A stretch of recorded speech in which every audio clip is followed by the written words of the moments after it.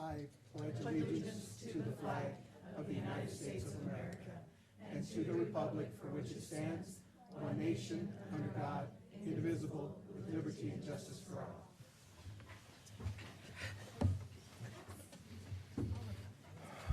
Well, we'd like to begin by welcoming everyone that's here tonight, regardless of why you're here. We're glad to have you here. Hopefully, y'all are here at the end of the meeting. Thank you for being here. Moving on, ¿habrá necesidad de traducción al español? ¿Alguien que ocupe audífonos? Gracias. I will entertain a motion for the approval of the agenda tonight. I would like to add some things to the agenda. Under B2, I would like to add January linkage discussion. And then under, let's see, G2, upcoming events, I would also like to add for February 20th, Jazz Night. The location is DOHS. Gym, what is it called? Gym. Okay, thanks. And I think that starts at 6. Those are my ads. Okay, I would also like to request moving C14. Possibly 7. Sorry, possibly 7. I'm not sure. I For thought the it was jazz 6 night? because it's dinner. Anyways, Jazz Night's on the 20th at the DOHS. Okay. Okay, I would like to request to move C14 and make it its own line item and do C5. Okay, we've got a motion by Director Stevenson to add January linkage discussion to B2. Also to add under G2, Jazz Night at DOHS on the 20th of February. Motion being amended also, or added to by Director Johnson to make item C14 its own item, it being moved to C5. Can I get a second? I second. Thank you. Any further discussion? I would like to second with a concern, since that's a Jeanette question, and Jeanette is flying here. Wait. Jeanette's not here. If she's not here at that time, can we, at that time, bump it down further? Is that something we can do? I believe we have someone prepared to answer questions. That's what I've been Okay. told. Great. If they're ready, go for it. All in favor, aye? Aye. Any opposed? Motion carries 5-0.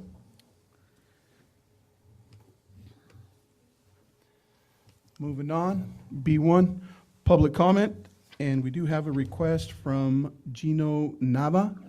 If you'd come up to the center table there, the hot seat, and tell us what your public comment is tonight.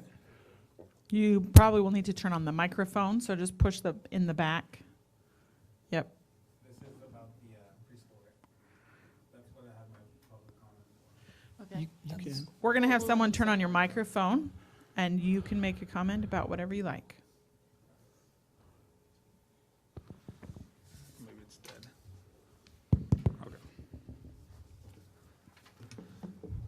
So, hello everybody. My name is Gino. I work for the Othello School District as a school bus technician. I had heard that the preschool program is under threat of being eliminated and wanted to make a comment about that. I feel that it would be a tremendous loss to our community. My son, which is in first grade now, went through the preschool program, and I feel that he benefited from it. And providing a foundation for expectations and educational direction he might not otherwise have received. I have a newborn son, sorry, stage fright, Fine.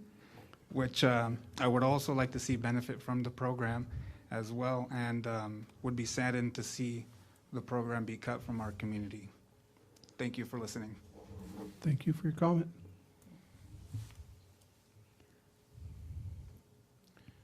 Of course, I just refreshed. Okay, moving on, item B2, board member discussion. First bullet is our legislative report, Director Jen Stevenson. So I wanted to read WASDA, which stands for Washington State School Directors Association, has, since I'm the legislative rep, I get weekly in-session emails from them. And so they have put together a list of bills that are of interest. So our legislative sessions have like different deadlines. If a proposed bill does not make it out of committee, then it doesn't move forward. And so the ones that are moving, so we've already met, there's already been a deadline for that. Just so that things can kind of solidify different things that are being discussed. So here is not comprehensive, but a list of things that could possibly affect our school district. Every school district, I should say. Senate Bill 5395 it talks about is about comprehensive sexual health education. Senate Bill 6286 is development of individualized, highly capable learning plans. Senate Bill 6505 is providing dual credit opportunities. House Bill 1860 is lead in drinking water in schools. House Bill 2184 is comprehensive sexual health education, so both the House and the Senate have a bill on that. House Bill 2583 is student transportation for students in out-of-home placements. House Bill 2816 is social emotional school and classroom policy. I don't even know what these letters stand for. E2SHB 1660. Participation of students who are low income in extracurricular activities. House Bill 2290 is statewide implementations of early screening for dyslexia. House Bill 2387, diesel emissions from school bus engines. House Bill 2637, school library information and technology programs. And lastly, House Bill 2660, school meals provided to public school students at no student cost. So quite a few things that can affect us. And you can also always go to the website and read any of those. They're often in legalese, though, not ease, legal speak is what I should say. So a lot of stuff moving forward and future discussions, things that will definitely be affecting us. So. All right. Well, appreciate you staying on top of that, Jen. Thanks for bringing that report. Next bullet is our meeting on Wednesday, February 12th, 2020, facilities workshop.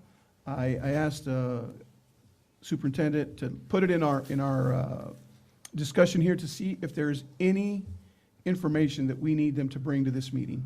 Besides, I mean, we have a general idea of what we're going to discuss. We will have Dax, a representative, here to perhaps give us some numbers. But giving them an opportunity to not be caught, off guard, is there any specific information that we request of them to bring to this meeting on Wednesday? Maybe just that Dax only speak if asked.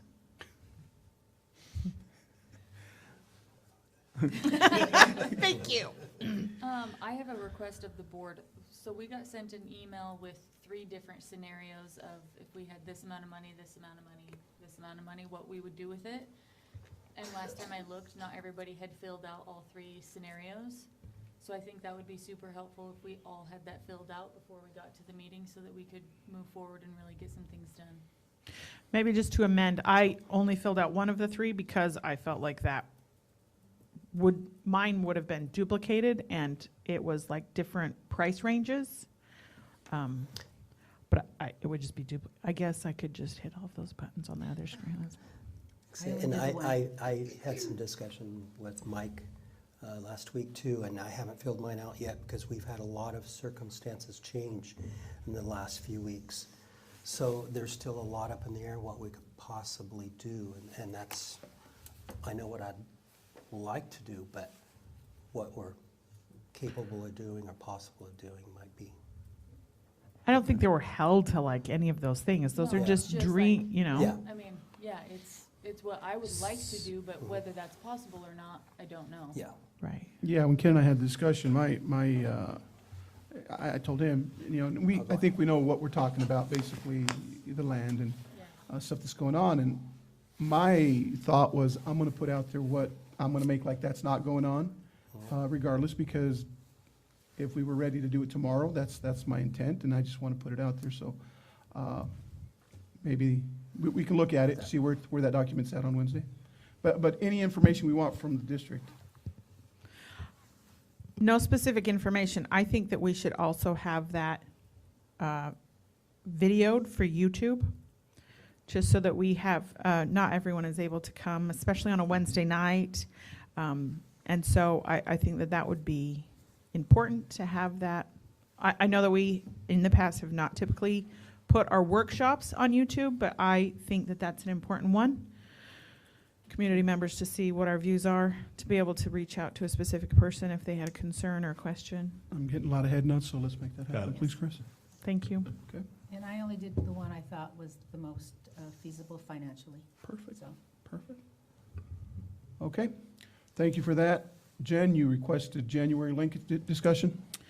So Lindsay and I were assigned January, and we picked a specific church to reach out to, and to see if we could get in with a small group or a whole group or whatever. I had reached out a couple of times to the pastor and haven't gotten anywhere. So I'm wondering if we need to, the list that we made is like 2.5 years old, almost 3. Ken and I were running for office when Ken and I were on the committee to make that list. Maybe it's time to revise our own list as well. Some of them we've met with, some of them would be valuable to go over twice. I think we have 2 new board members. I think maybe it's time for us to, not that we even still have to just stay with those on the list, but sometimes it's just nice to see, here's ideas, and the last time we met with them, and maybe some other group will surface and go, oh, somebody should be meeting with them. Leah, can I ask you to email us the list? I think it was 25. And if we can, let's just go through it again. And I think last time we numbered 1 through 25. We put them all together, and that's how we figured out where we would start on that list. I agree with you. That doesn't mean we're bound to just those individuals. When it's your turn for linkage, if there's an organization, something you want to go do, I think we can do that as well. But I think it does help the 2 new board members kind of see where we started, how we put this list together, and maybe you guys have some other folks that you think we should go talk to. And maybe even we put You it guys could add those. for our board member discussion At the next meeting. Very good. If we get it emailed, then we Yeah. can say, this is good, or why isn't so-and-so on this list, or something along those lines. We should have that by tomorrow, I'm sure. Thank you. All right. So should we keep going forward with our January plan? Should we wait until the new list comes out? Do you think you'll be able to meet with this group that you weren't able to with? After the last conversation, I don't think it's going anywhere. Okay. I mean, I was cordial and nice and just, anyways. All right. Do you know off the top of your head which 2 are next? Sharon and I. Yeah. Okay. for this Our month, February. Yep. All right. Well, I'll just delegate them to start February, and you guys will come around to whenever it's your turn again. Okay. Is that all right, Ken? Yeah. Yep. Sharon? All right. Anything else? All right. Appreciate that. Thank you very much. Moving on, student representative reports. We have Lauren Maples and Elise Garza. Okay, so I just have the report from some of the elementary schools and the middle schools. So at Scootney, they had, I attended their band and choir concert, and it went really good. Excuse how I say this, because I don't know exactly how to say it, but the students competed, their 4th through 6th grade students competed in a GOB, something like that. Anyways, they answered social studies questions, and so a student named Jose David Rico Torres, he took first in their school, and so he's going to take a state qualifying test to possibly compete in the state championships. At Wajidas, they began their ELPA 21 testing, and they celebrated their school counselor. Their 5th and 6th graders are preparing for an event called the Amazing Shake Mini Gauntlet, and they'll be judged and scored on their soft skills. At Ludicaga, their 6th grade Math is Cool team took second at competition. And then for MMS, they had an awards assembly that they said went really well. Their students who got Mighty Mustang awards at that assembly are, their ASB is rewarding them by taking them to go bowling. They had their band and choir competed in solo ensemble, and that went good. The students got superior and excellent ratings, I think. And then they also, 8th graders are starting high school registration. For the preschool and kinder registration is going to be on March 24th, 26th, and 28th at Hiawatha, and they're starting their new storybook units. And then my last thing was, this week, Lauren and I are going to send out a survey to students about how they want us to like communicate with them so that we can get their opinion on certain matters. Hi, I have a lot to say today. So Elise touched on this a little bit, but OHS admin and counselors are starting their pre-registration for the 2020-21 year. They went to MMS today and had a big assembly with all the 8th graders, and they're just trying to like pump them up and get them excited for joining the freshman class in OHS. And they also informed them of all the opportunities that may lay ahead of them at OHS, including honors classes, AP classes, college classes. Going on right this moment, there is a meeting for the students and their families at OHS so that the parents can also learn about all the opportunities that are ahead of them. OHS is getting ready for their first college and career day, which will be February 26th. All students will be participating in college and career activities, including a PSAT, a college campus visit, and activities to prepare them for the opportunities that will lie ahead of all of us after we graduate. The Unified Basketball Team Division II, Team 1 qualified for state on Saturday. Drill team went to an invite at Chiawana, and both hip hop and pom placed first place with scores ranging from 212 to 220. Both boys and girls wrestling placed second at districts. Elise touched on this a little bit last meeting, but Roach's class is starting to look into solutions for the problems that they found within our community without OHS, and they're starting to prepare the presentations that they will give to the community members to hopefully fix their issues.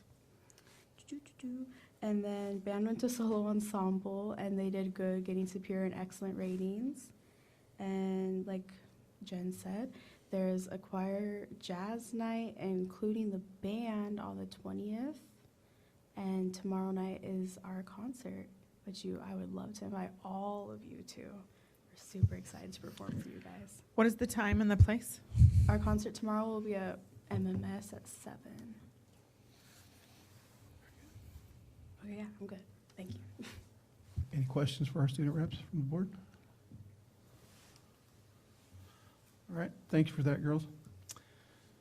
Moving on, before we move into C, I'd like to read, they made they mentioned solo ensemble. We received an email from Will Luty, and I just want to give a public shout out. We took 50 students to Columbia Basin Music Educators Association Solo and Ensemble Contest today. All soloists and groups received all 1s, superior, and 2 excellent ratings, the 2 highest ratings possible for everything they did today. Please congratulate these fine young musicians for a job well done. Mr. Luty, kudos to you, your entire staff, and every single one of the kids that are on your band ensemble. Very good.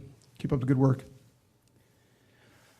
Moving on, I will entertain a motion to approve the required approvals. I motion to approve the required approvals. Okay, we have a motion from Director Prowse to approve required approvals. I wanted to ask a few questions before I Okay. choose to second or not. Under accounts payables, there were 2 that I had some specific questions on. The first one was Bureau of Reclamation for $14,400. Yes. In speaking with Jeanette and Lori, that is for our water, for the district's water. And then there is another one, I believe, that you're going to ask about, which is ECBID, which stands for East Columbia Basin Irrigation District, and that's for property that we use, but it's for water as well. So what kind of water? So is that Irrigation district irrigation water? Yes. Okay. And can you tell us, I know that we have multiple properties, and some is with the city and some is with in irrigation. Do you know which these properties are for? And I is don't this a know year which. worth of bills? I don't know which properties, but I can get that back to the board and for the public. Okay. So is this a year worth of bill? That is a year's worth of bill. Upcoming. Yes, it is. Yes. Okay. Typically, they make you pay in advance. At least they make Go you pay in figure, advance. right. Okay, thank you. Let's see if that was. And then there's also, under the personnel assignment for the certificated, there's a few resignations of teachers. Is this so that, and they're all effective the end of the school year, is this like a deadline that they had to reach? Is there a mass exodus? I know they're not all the same campuses. There is an agreement that we have with the OEA in their collective bargaining agreement. If they inform the school district by February 1st of their resignation, retirement, so forth, they do get a stipend so that we can begin recruitment efforts. Okay, just giving us plenty of time to Correct. fill those positions. Okay, that makes sense. Dates, I wanted to check on the why of everyone. So I'd love to hear details, but let's maybe not do that publicly for each of them. I'm good. I'm happy to second. All right. We have a motion from Director Prowse to approve required approvals, a second from Director Stevenson. All in favor, aye. Aye. Aye. Any opposed? Motion carries 5-0. I will now entertain a motion for a February 2020 early AP warrant for Johnson's Glass. I move we approve C2. I second. Thank you. We have a motion from Director Stevenson and a second from Director Prowse. I will have to abstain from this vote. Thank you very much. All in favor, aye. Aye. Any opposed? Motion carries 4-0 with one abstention. Moving on, superintendent informational items. There are a couple of items there, and I will let superintendent. Yes, we have one DOP 3414P, which is a procedure, which is why we have it in superintendent information items. And we have come across information that caused us to bring forth a change in this procedure. And this is our lice policy. We do have Abby here, who's going to share additional information with us about why. Can you come up, Abby?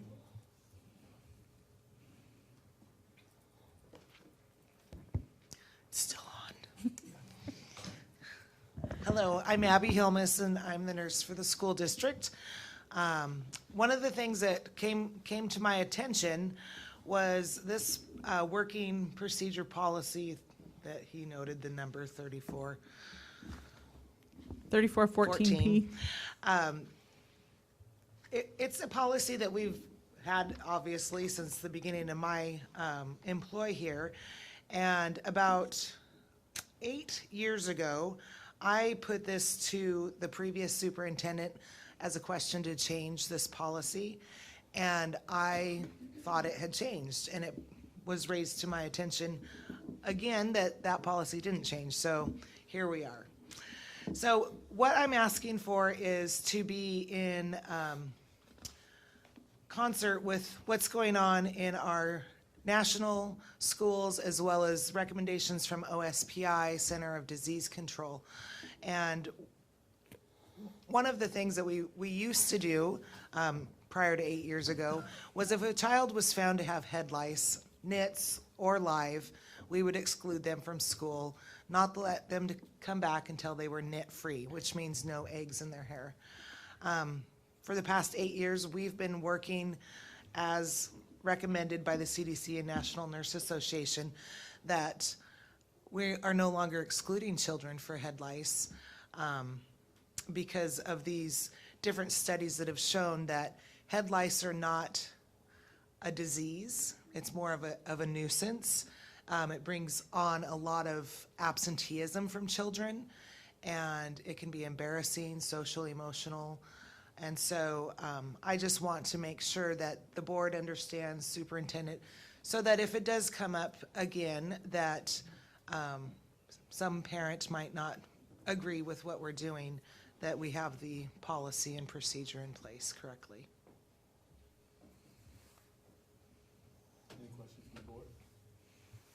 Any questions from the board?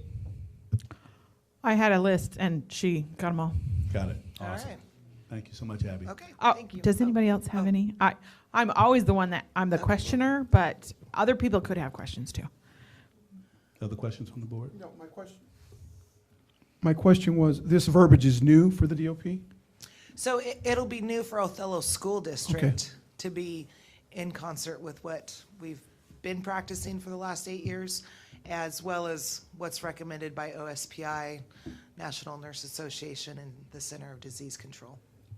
So Abby, what's the procedure? If a student comes in with lice, what procedure do So- you do as nurses? So to- typically, we don't do mass classroom head checks anymore. But if a student, is in a small group and a teacher thinks they see something, they privately contact us and we very privately check the child's hair. If there is found to be some head lice going on, we contact the parents, let them know. If they need some education or some assistance on how to get rid of the problem, we help provide that. And we let the child stay in school, and we let them come back every day thereafter. Because we do have such small groups and young children, we really work with the parents trying to get them to get it cleaned up. But the likelihood of them spreading lice at school is pretty slim. It's more slumber parties, sleepovers in a home environment rather than a school environment.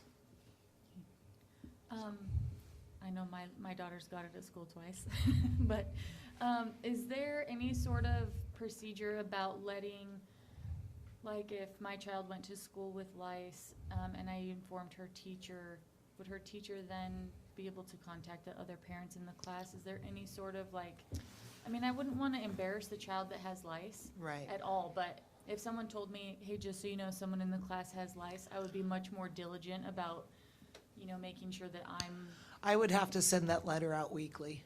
Oh, okay. Well, that's good information to have. Yeah. Okay. So, to be real honest, we have had lice in our schools, and it goes from preschool all the way to 12th grade, unfortunately.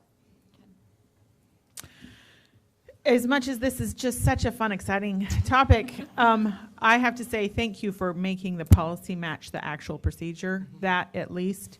And discussing it sometimes is those, lovely, go home and have nightmares about, oh, I see them, and those kinds of things.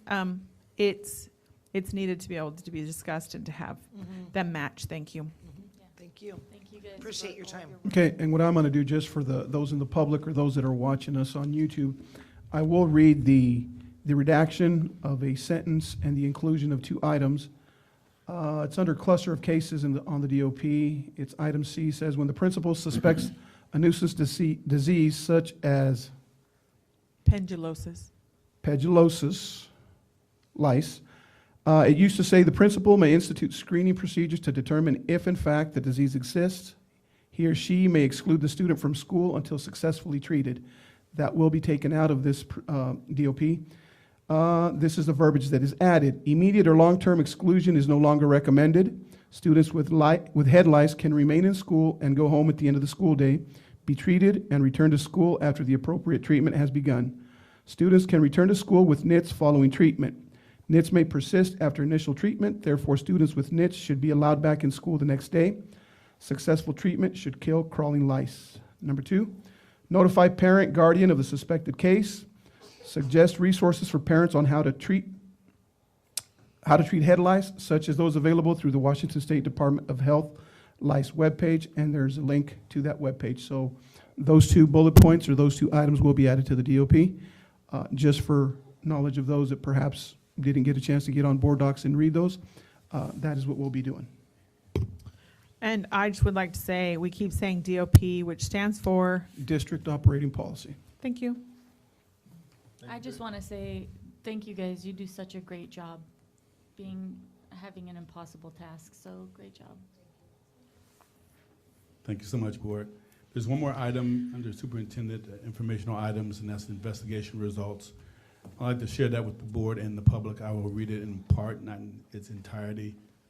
It states, in December 2019, the district received a complaint from 4 Othello High School senior students stating their wrestling coaches were bullying them.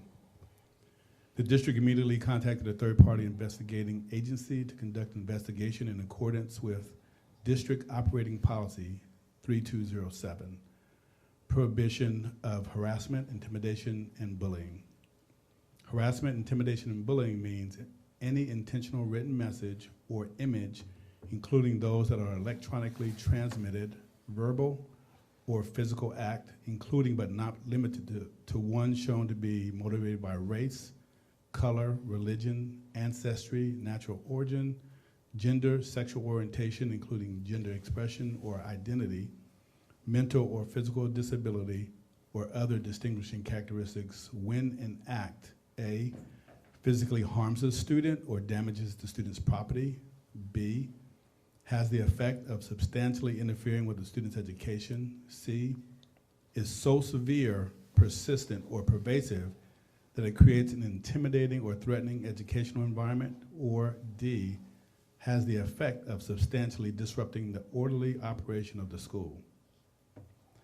The investigation included interviews and statements from 15 students and 11 staff members of the Othello School District. Additionally, the investigation included review of the following documents: OSD, or Othello School District 2019-20 Athletic Code, also expectations for the 2019-2020 season. This is wrestling. Next, wrestling safety guidelines signed by the students.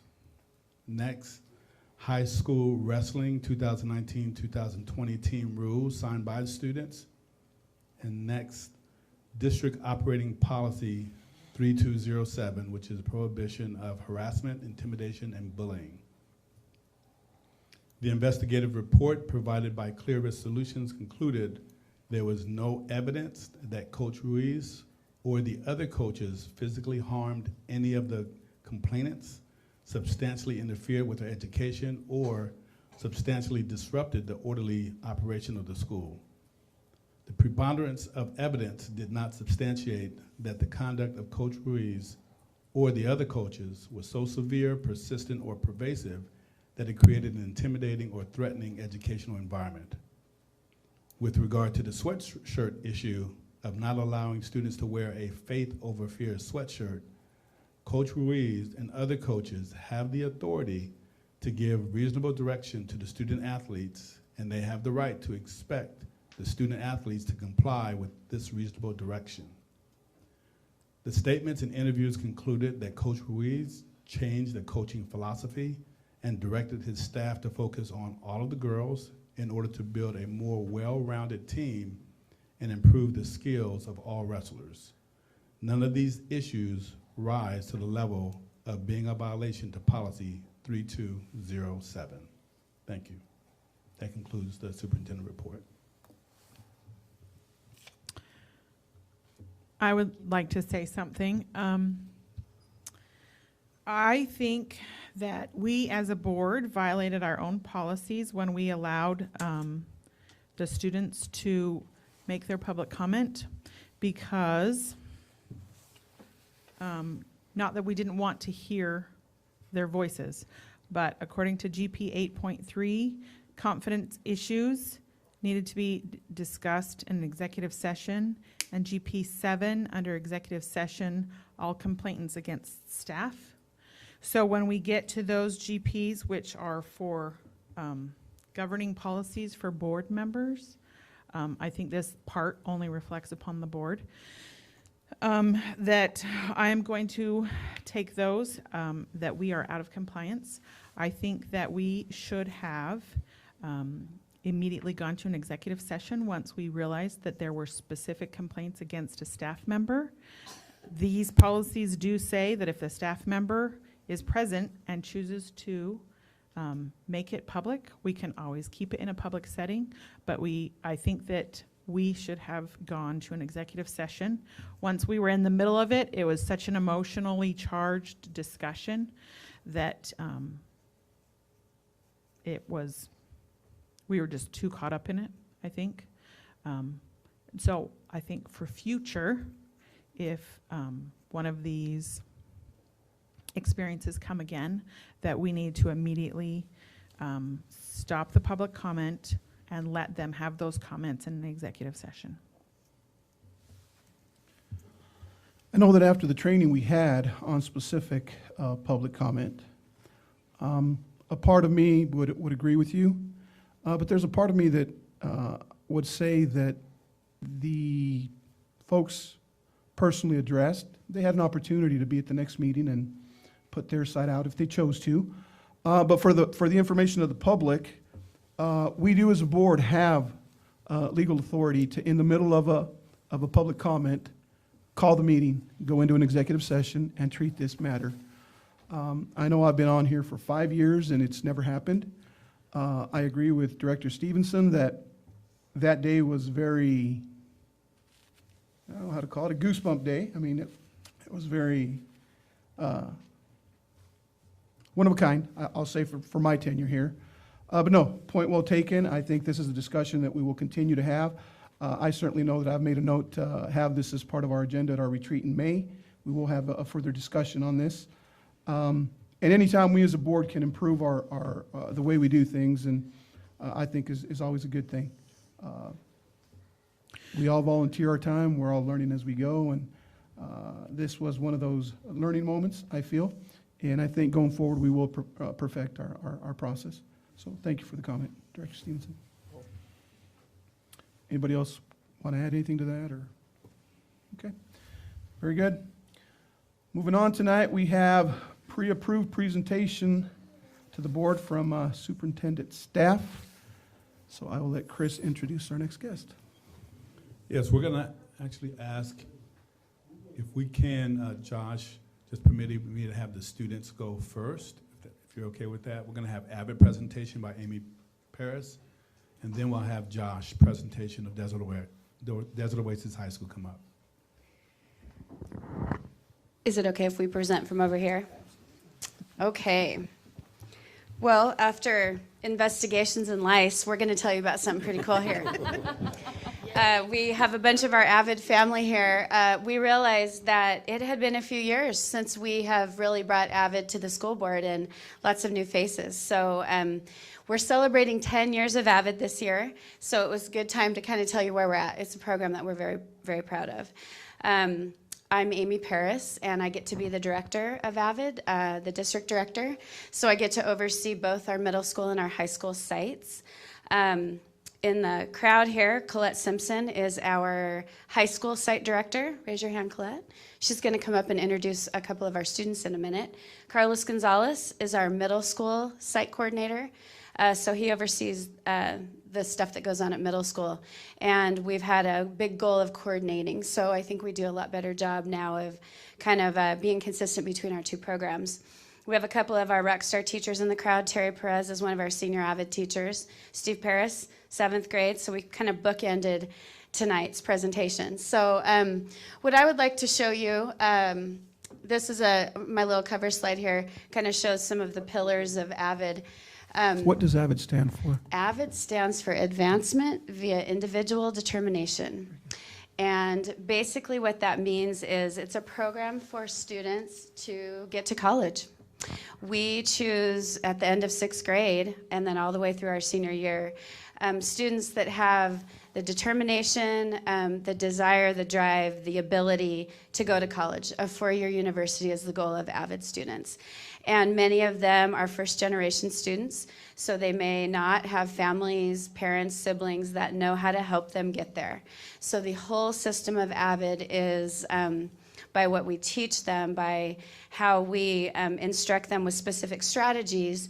We want them to not only go to their history classes and their math classes and learn content enough to test and then move on.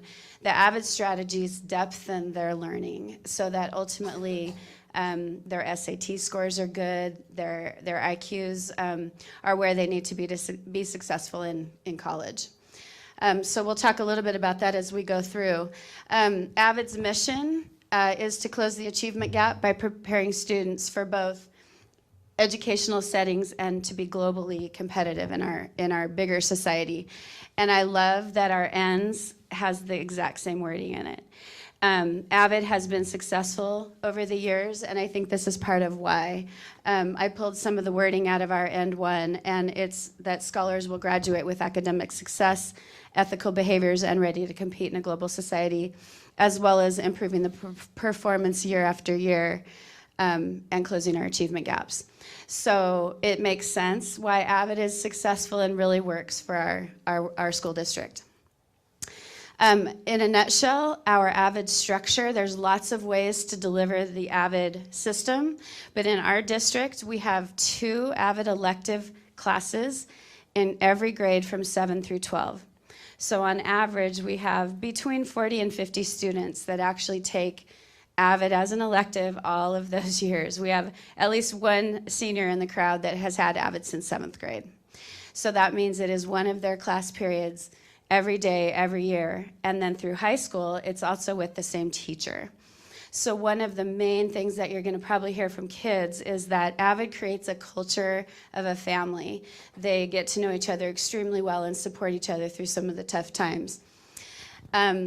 Now, we know that those kids are getting programmed. The AVID system is they have it figured out. But one thing we also know is that this is good for all of our kids. So we also have a school-wide initiative to implement AVID strategies and a lot of the thinking and the systems to all of our kids. So some of the things that we do there is we use our staff that is trained in AVID. Our elective teachers are rock stars. They've been to lots and lots of training, and this stuff is second nature to them. So they train and do PD for our district building staff for PLCs and other times. MMS has a goal this year to highlight one strategy per month. So the AVID teachers teach the whole staff a certain strategy to use with kids, whether it's organization from their planner, consistent annotation through the building, Socratic seminars, whatever it might be, and then we ask teachers to practice and use it, and then we evaluate it.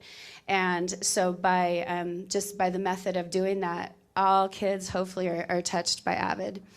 And then finally, we are always looking at our numbers of teachers that get to go experience AVID trainings. AVID is an expensive program, so it's something that we've really invested in over the years, but it's very, very successful. So outside of just our elective group, we like to make sure that all teachers in content areas get to be touched by AVID. So our percentages are going up every year. We've had some kind of cool recognition this year.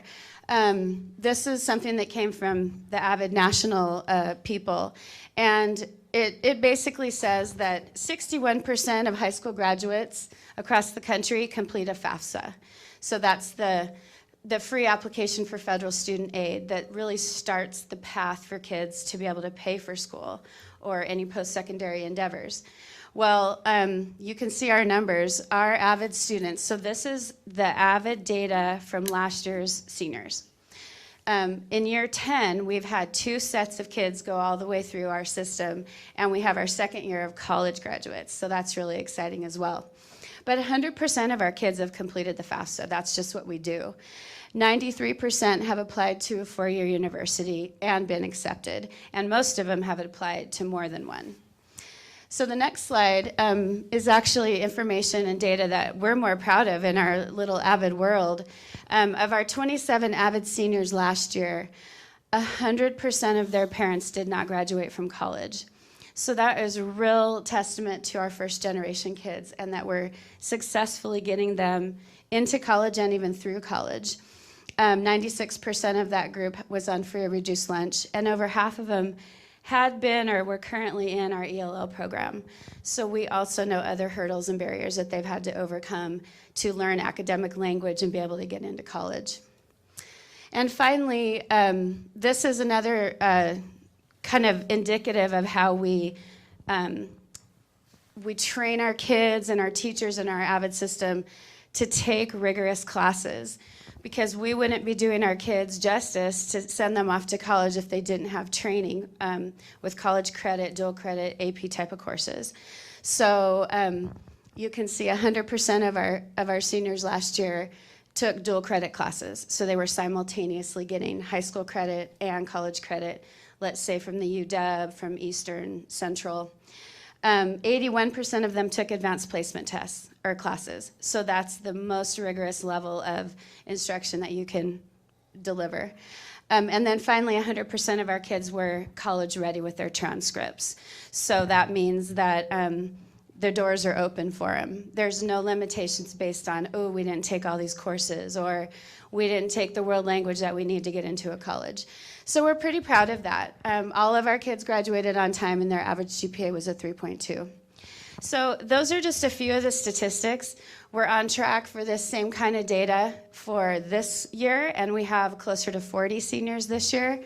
And as we continue through the program, it gets better and better. And the school-wide initiative is really neat because it affects everybody. So now, the fun part, you're going to hear from a few of our students. We had our site coordinators work with our teachers, and they're just going to briefly kind of tell you. We have 2 phenomenal 7th graders that are just starting their Avid journey. So Carlos, if you kind of want to work up, I'm going to have him introduce the kids. We've cued our students with a few questions, and so they've sort of chosen what they want to tell you about their Avid experience. And then we're going to fast forward 6 years to 2 Avid seniors who are just about ready to launch. And then we have a treat for you. We have a WSU college graduate that went through our Avid program. So they will each just be speaking for a minute. Good evening, board. Thank you for this opportunity to share our program with you and our kids. I also want to take this opportunity to welcome our parents, for PJ and Jessica, and their support of Trey, who you're going to hear from here in a moment, but also a Liliana también. Gracias por su apoyo con Dayanara y estar aquí esta noche. These are some, well, 2 of our finest, no doubt. We've been coaching up the questions that we wanted to prepare them with, because it can be kind of daunting to, as 7th graders, to come before our school board publicly and on television, but we picked some pretty good ones. I do believe that many of our kids are very worthy of being here tonight to present to you all, but we can only select 2 at this time. So without further ado, I want to welcome Pedro Suarez III and Dayanara Medina. Come on up.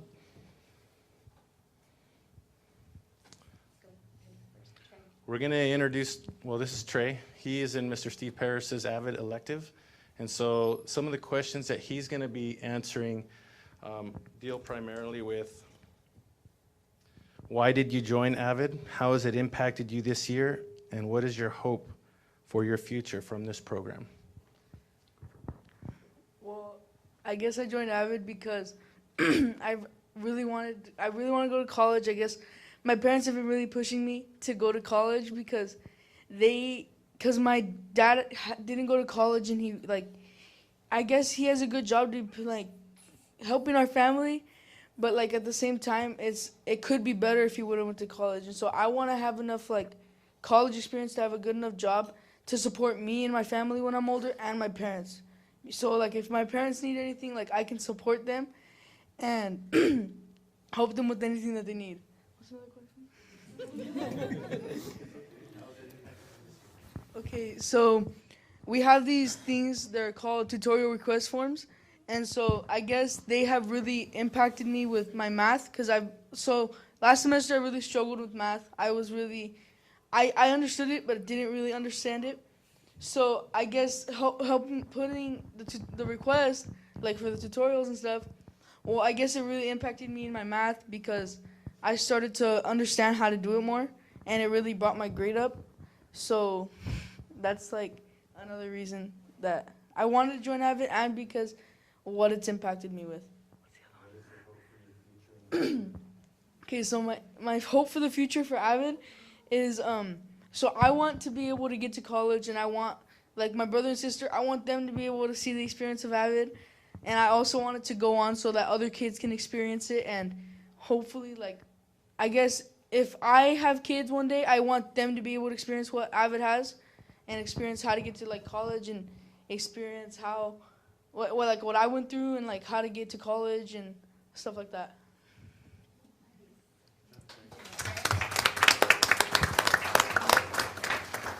One of the most admirable things that Trey said to us when we first spoke to him a couple weeks ago was just what you just heard about being able to be in a position when he's older, not only take care of himself and his family, but his parents when the time comes. And so extremely admirable, Trey. Thank you very much.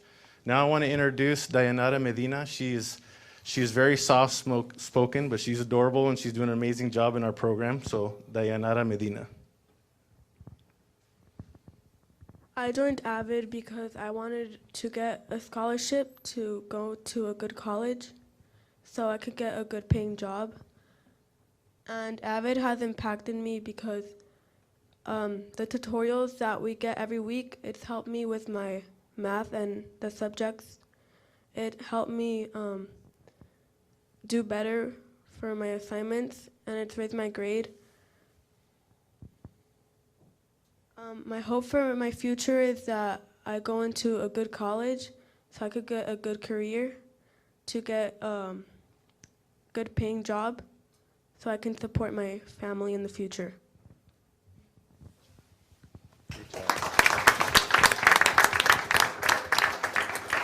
As you can see, there's a lot to be proud of with our kids, and that's just 2 of the 99 that we serve in our AVID program at McFarland Middle School. And so I want to, again, thank you for taking the time to be here.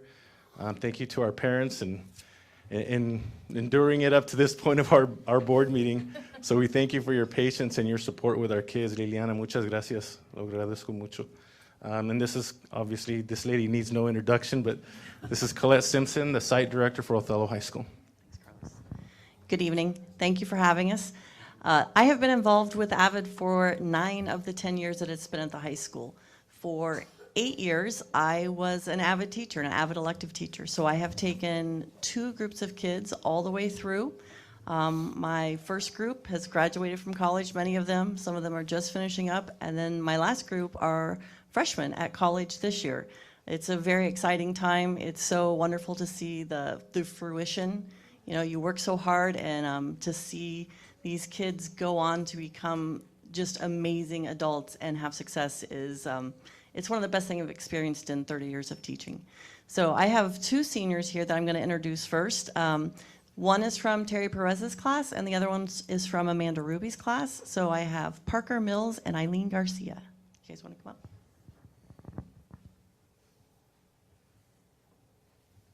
Who's going to start? Parker. Parker says ladies first. She's from Parker. Okay, so hi, I'm Eileen Garcia. I've been in AVID for 4 years. I joined AVID freshman year of my high school.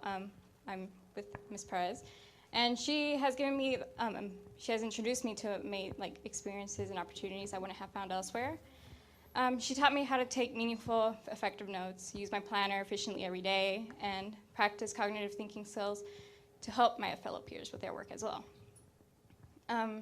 But along with those strategies, I had the chance to use them when I had the opportunity to study abroad in Spain. So during those 6 weeks abroad, I used all the skills I learned from AVID and returned back to the States, having finished first in my program, and was given an honors award for my hard work. So AVID also has helped me get rid of my fear of applying to college. I didn't have to worry about my parents not knowing how to apply to college because I had Ms. Perez and my AVID family to guide me through the whole process. So I've applied to Central, Eastern, Western, Seattle U, the University of Houston, and my dream school, NYU. And I've been accepted to Central, Eastern, and Western, but even though I haven't heard back from my other 3 colleges, I'm more than confident that I will also be adding them to my acceptance list. So I'm just really grateful and happy that I had a chance to go through AVID and make college a reality for me.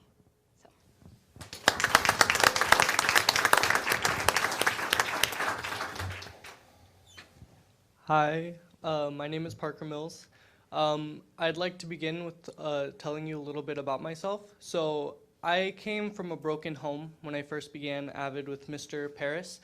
My mother passed away when I was 6, and my father, a drug addict and an alcoholic, gave us up. So I was constantly moving from kindergarten to 3rd grade when I finally made it to Othello.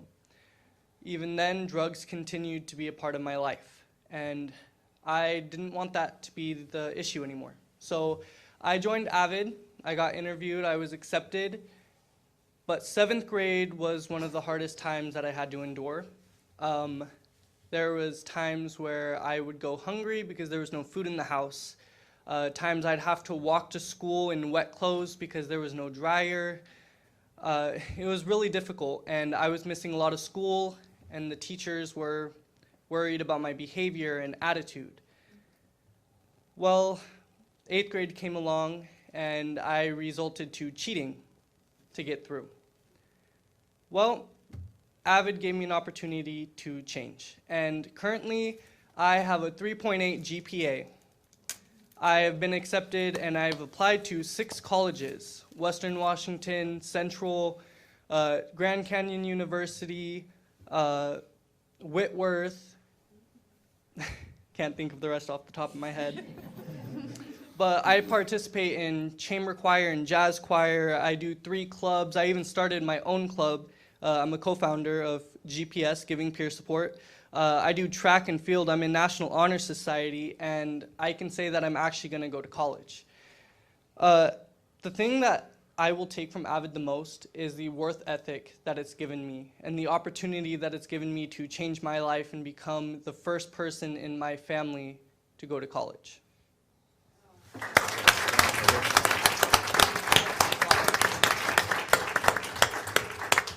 Those are 2 truly amazing students, and they're not the only ones. We want to end this presentation with what I feel is a real treat. It's very special for me. Jaylene Alvarez is going to come up here, and she's going to talk to you a little bit about AVID and her experience. She was my first group of students, and to me, she is the reason why we do AVID, because she's going to tell you that she is a college graduate, and she is well on her way to having a really amazing life. Thank you. So I have my speech. So hello, my name is Jaylene Alvarez. I graduated from Othello High School in 2015. I am a recent college graduate from Washington State University. I earned a bachelor's degree in humanities with 3 focuses. I have been part of AVID all throughout high school. AVID helped me immensely. As a first-generation student, if you would have told me everything that I have accomplished up to this day, I wouldn't believe it. From studying abroad, getting a degree, and being involved on campus at WSU. AVID for me wasn't just about doing good in academics. It was about building a foundation for myself.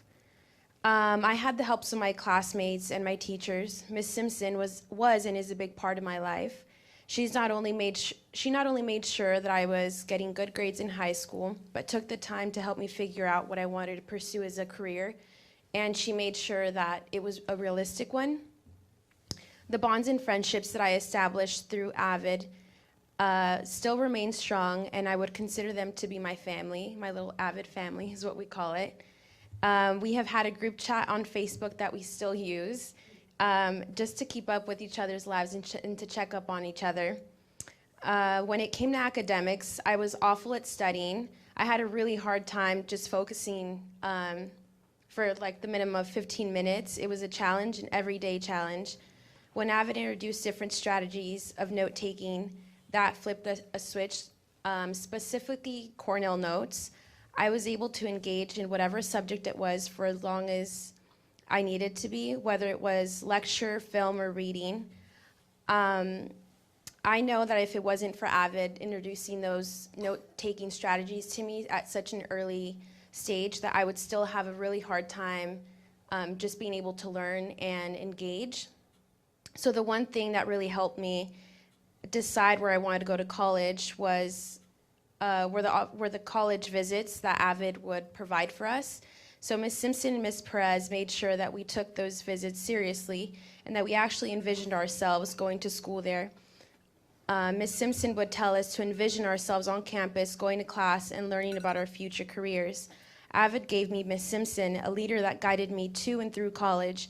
She made sure that we understood that we weren't alone in this journey and that we had each other. When I got rejected from colleges, when I was hearing back, I remember her telling me, and I quote, she said, "Get on the phone and call them and ask them why." And so I remember being so overwhelmed to just being able to pick up the phone and ask why. But later on, I got accepted from those colleges that had rejected me, and I even got scholarships to attend. So the three major things that I would say that I took away from Avid were being able to study, being able to take notes, and being able to advocate for myself and not taking no for an answer. Thank you.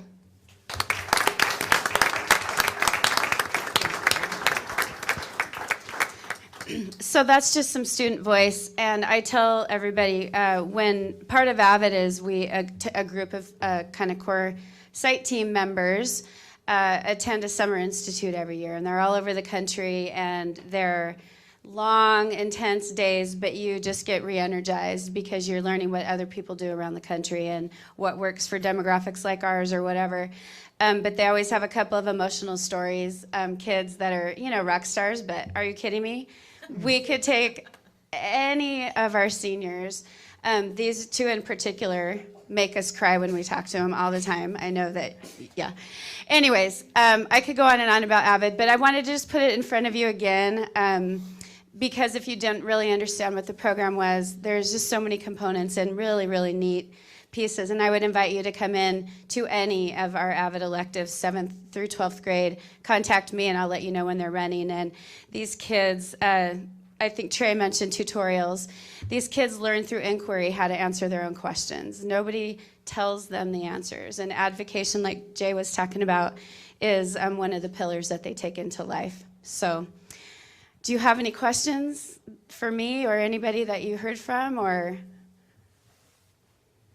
I don't have any questions. I just want to, give it up for the entire program. I want to congratulate the parents that are here tonight. A la doña que está aquí apoyando a su hija, muchísimas gracias. To the young man, keep sharing your story. Yeah. That's a great story.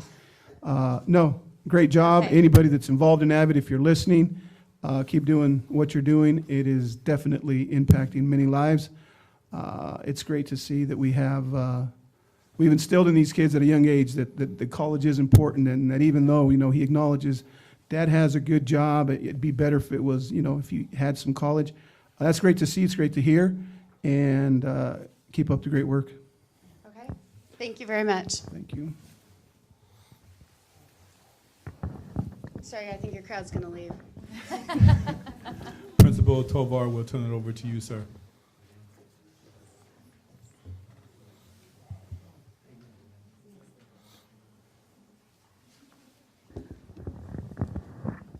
You guys mind if I stand during my presentation as well? So thanks again, Dr. Hirsch, for allowing me to go right after that great Avid presentation.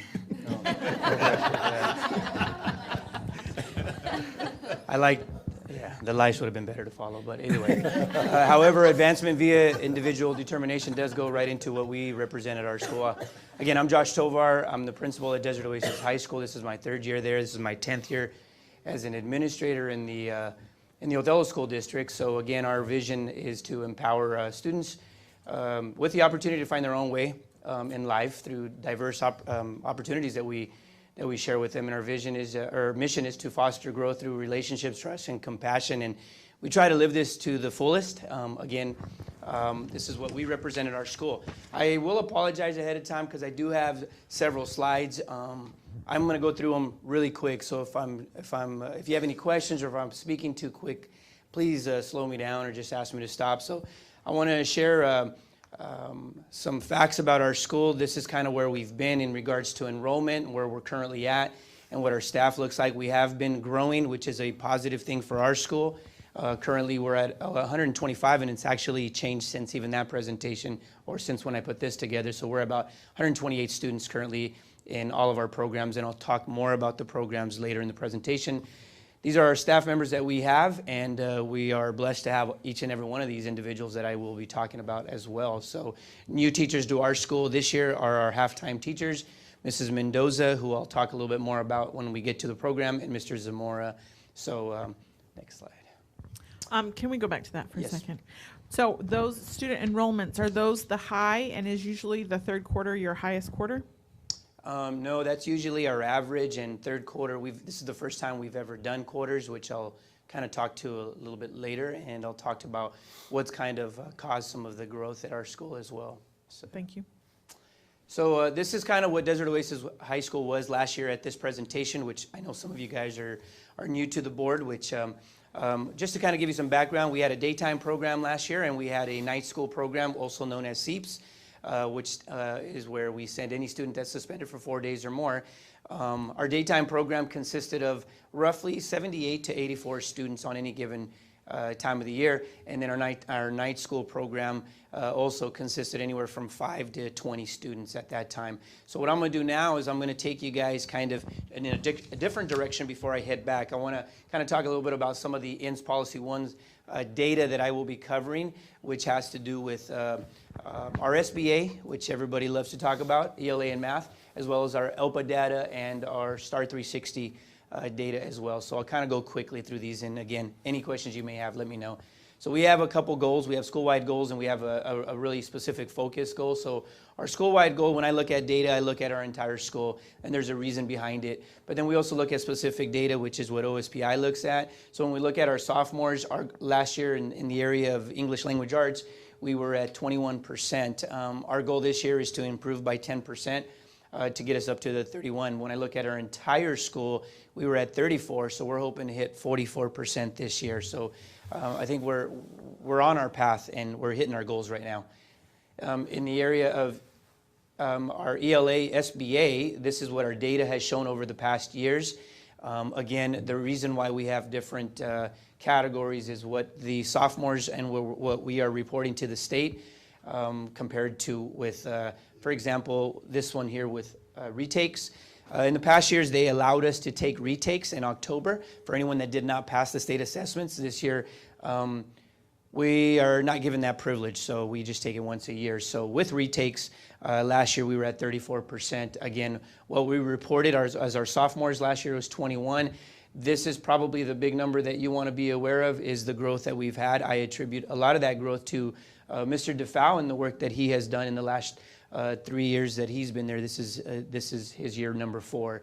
Again, this is our ELA SBA data. Now the next slide. We have goals for math as well. Unfortunately, our data is coming in a lot lower.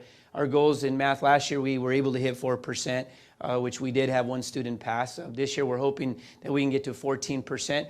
And whether we look at the entire student body or we look at just our sophomores, we're struggling in the area of math. And that's the reality. And I'm going to share some of the, not reasons, because we're not going to make excuses or come up with reasons. I'm just going to share our reality with you guys. So again, we're hoping we can get 10%. We've done a lot of different things this year with interventions that are helping us to get to that point. Again, we will not find out until the end of the school year to see if we can get any of our kids to that range or to that level. This is historical data in the area of math. Go ahead, Talia. In the area of math, this is where we've been in the past. Again, we've been at 0. This is less than 10% has kind of been the historical data of Desert Oasis High School when it comes to math, whether we're reporting the entire school or we're reporting just our sophomore class. So again, this is not something that we're proud of, but it's something that we continue to work on. And last year in June, when Dr. Hurst brought this question up to me, is what are you going to do about math? Trust me, this was something that carried with me all through the summer, in regards to how are we going to improve and show that we're actually doing something. More than anything, I wanted to give credit to the great math teacher that I have at that school because I wanted to validate her efforts and all the work that she was doing. Go ahead, Tilia. We also have we have a lot of ELL students, and you'll hear exactly how many we have, but our data in regards to our ELPA assessment, which is the language acquisition assessment that we take, which measures reading, writing, speaking, and listening. This is an assessment that I'm very familiar with. We've been working for years with the help of Denise and the middle school staff. But anyhow, last year we were at 9.1% of students who exited this particular assessment out of the, if I remember right, I think it was like 29 students that took this assessment. This year we're hoping to get 19.1% of our students to pass this particular assessment. And historical data for our school, this is where we were at. We were at 10% back in 2017. We were able to get up to 11.5, and then last year 9.1. I want to call your attention to the growth of students that we've had over the past few years.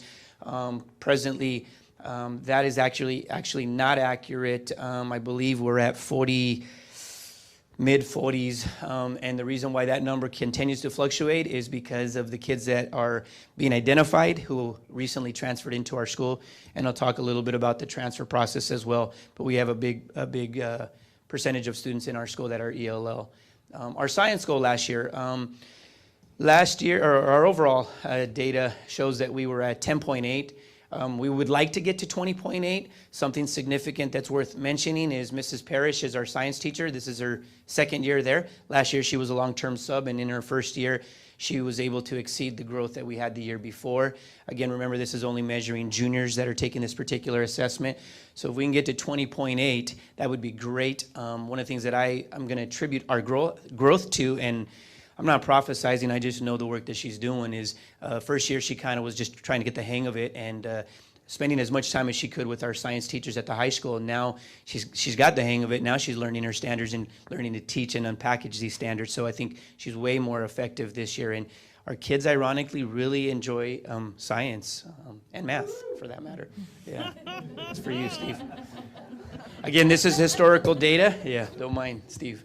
This is historical data on where we've been. So again, this was in Marisol's first year. It's not much of a jump, but she was a long-term sub, so we didn't even know if she was going to come back after the first year. So the fact that she came back, that's a plus. The fact that she went up, that's another plus. So we're in the green right now.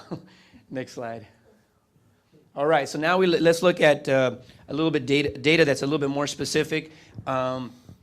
Let's look at the growth, and I think the biggest thing that there's a lot of numbers here, and what I want to call your attention to is at my school, when we look at the reading data, when we took the STAR assessment at the beginning of the year, there was 4 students that were at grade level at my school. That means they have a 65% chance of passing the state assessment. When we took it in the winter, that number went up to 9 students, and this is apples to apples comparison, 9 students that were at grade level. This is probably the most important part about this whole slide, 92.1. The average growth between one assessment to the end of the assessment is 67 points. So if a student can grow by 67 points, they grew 1 grade level. This is our English department, which consists of 1 teacher, Mr. DeFau. This is all him and the work that he's doing, along with like some of the cross-curriculum instruction that we're doing as well. His kids averaged 92.1 points of growth between the fall to the winter. So if it continues, they're going to make 2 grade levels of growth, which is, in our life, is significant. So again, this is the number of students that we were looking at as well. So. All right, now we look at math because we're looking at what can we celebrate. Are we at least making growth in the right direction? Again, we look at there's different numbers here, and that's because of there's things that happen at our school with our students who are there one day or 1 week and then gone the next. But nevertheless, we had 0 kids that were at grade level. We still have 0 kids at grade level.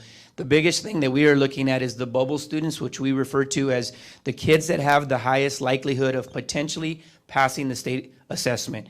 How are we measuring that? Strictly off of data. We're looking at their data. Where are they at on this STAR assessment? We have 1 freshman, 3 sophomores, 3 juniors, and 9 seniors for a total of 15 students who are bubble students. What we did this year which you may have heard of, but maybe not. We are doing a pull-out program. We pull kids out of math, and it's just these 15 students. I'm using my parapro.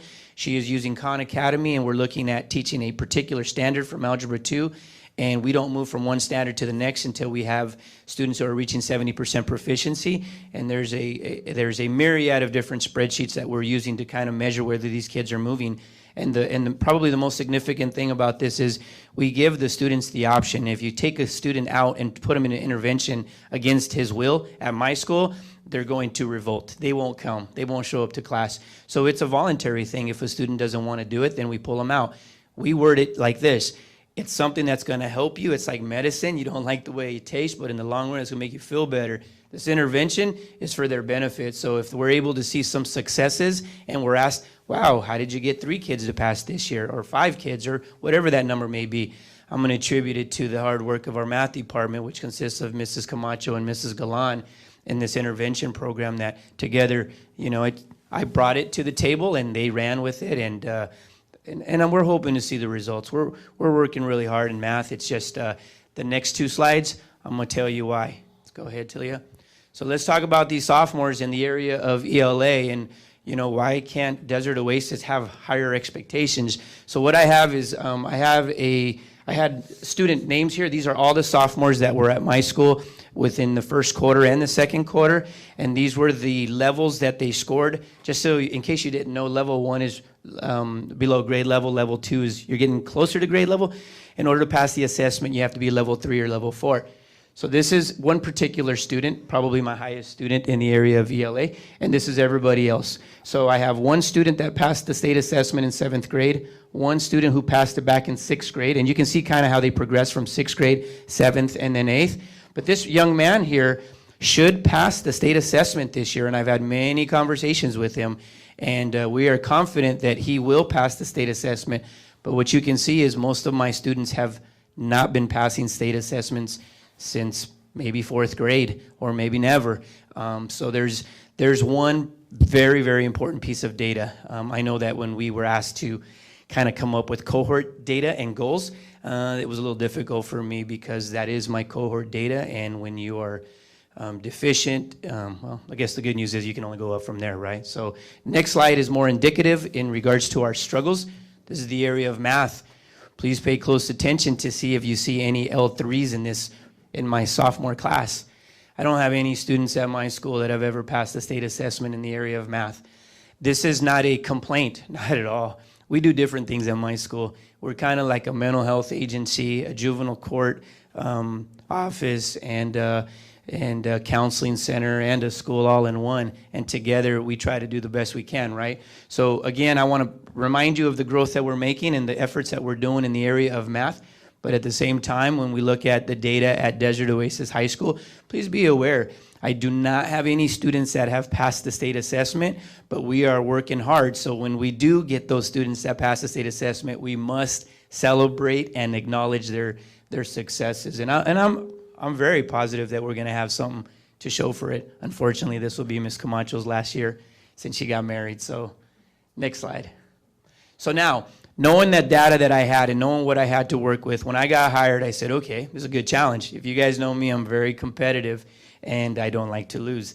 But having said that, I knew kind of how it works when you come into a new system. You got to sit back and watch. So my whole goal in my first year, and I shared this with my staff, I said, look, my first year, I'm going to get to know the system. I'm going to get to know my staff, and we're going to see how this is working out, and do we need to change anything?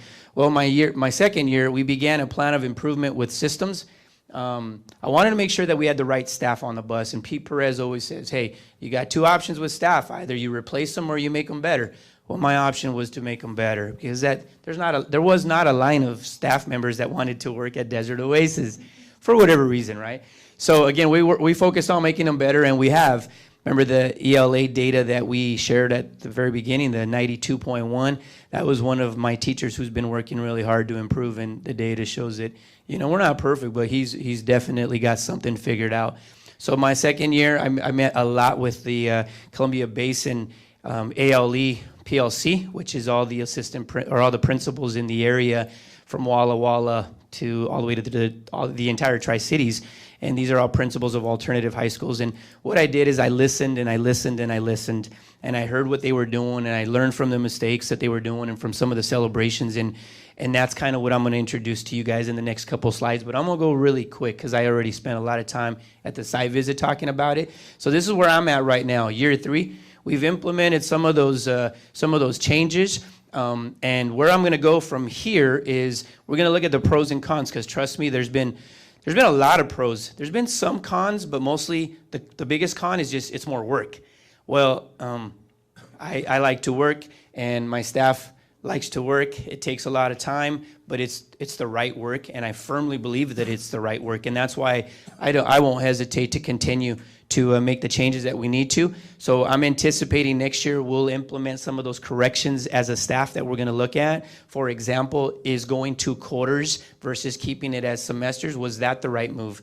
One of the things that we learned is, should we be transferring students in and out of our school every single quarter? What types of effects will that have in our classroom and on our classroom or our school environment?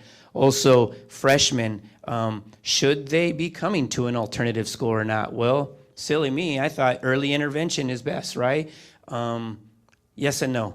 If you look at the research regarding sending freshmen to an alternative school, not always the right decision. Unfortunately, we are learning a great deal from the research that we're doing, and that's what my team's going to look at the end of the year, and we're going to make some decisions, and this is what we'll be doing next year. And then once we get to the year 5, we'll be able to reflect and kind of look at where we're going with this. But next slide is kind of my brain and Amy's and Pete's. We kind of started with this. My big thing was, we're losing a lot of kids. How can we keep these students from dropping out? We need to invent a program that will keep these kids from dropping out. So I knew what we had and I knew what we needed. I just didn't know how to do it. So this is kind of the first sketch, and then we give it to one of the most creative men in the Northwest, Pete Perez. Go ahead, next slide. And we come to this slide. Pete sends me this back. He says, I got it. This is it, 3D, which is great. So this is in a perfect world, the Othello High School. If every student was successful, we wouldn't need any other tier. Unfortunately, in a perfect world, that doesn't exist. Okay, it's like saying we don't need any jails and we don't need any prisons. Well, we do. That's just life, right? So if you're not successful here, okay, then there's a different place where you might be successful just for whatever reason. It's just a different learning environment. So this is our daytime program. This is, if you look at your next slide, which I know you have access to, I don't want to go to it yet, but what we do is we can serve anywhere from 85 to 105 students in our daytime program. And these kids come to school, have the same schedule as the high school students, and we require them and expect them to pass 5 out of 7 classes every single quarter. We meet with these kids every single week. Every student that's failing 3 or more classes has a one-on-one meeting every week with myself or the counselor. We have posters in our school that tell them how many students are failing, and we have incentives for grades as well as incentives for attendance. This next tier here, we call it our tier 2, which is basically our daytime program, but it's an ALE program. This is for, we have students, I have a 19-year-old mom of 3 who just recently graduated through this program. There's a lot of OdysseyWare online programs, and there's a lot of project-based learning. We have 10 project-based learning classes that we offer at this time. What's a project-based learning class? I think everybody knows. These are classes that are developed with the standards that are covered in a traditional semester, but these are projects that kids can do instead of sitting in front of a computer and reading text the entire day, because some of these online classes, especially in the core areas, can take what seems to be months to complete. So this offers a different offering for our kids. Our goal is to grow the PBL offerings by the end of this year. You have a ALE question? stands for? Alternative Learning Experience. Thank you. Mm-hmm.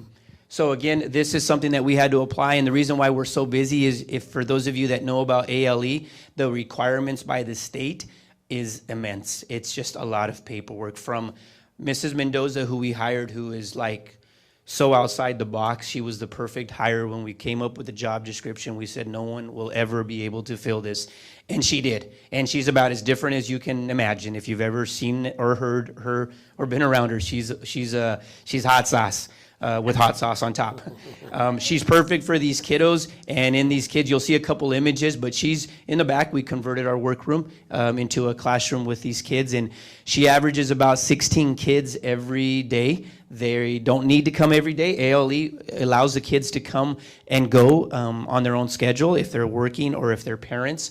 Most of our kids, they come every single day, and they're there. They go from 8:45 until 2:40 p.m. That's what we have. Tier 3 is our night school program, which continues to exist. These are students that they've not been able to pull it together academically, and they don't really have a lot of interest in school yet in their lives. We also have a lot of our students that have been long-term suspended in our district, or even short-term suspended. That's Mr. Swan, and that's what he does from 5 to 7 p.m. Our goal, and it is working because kids are begging for contracts to allow them to go back into day school. It's almost like they need to be baptized and then realize that you're now at night school or you're in tier 2 because you were academically deficient. And then they realize, well, I want to go back. Well, now you have to pass 2 classes in 9 weeks to go here, 2 classes in 9 weeks to get back into here. So it's a ladder that you have to earn. The good news is you only got 9 weeks. So in 9 weeks, we can have you back. And so most of our kids have been working really hard they get moved down one time, and that's all it takes to get them to learn that I don't want to be in tier 2 or tier 3.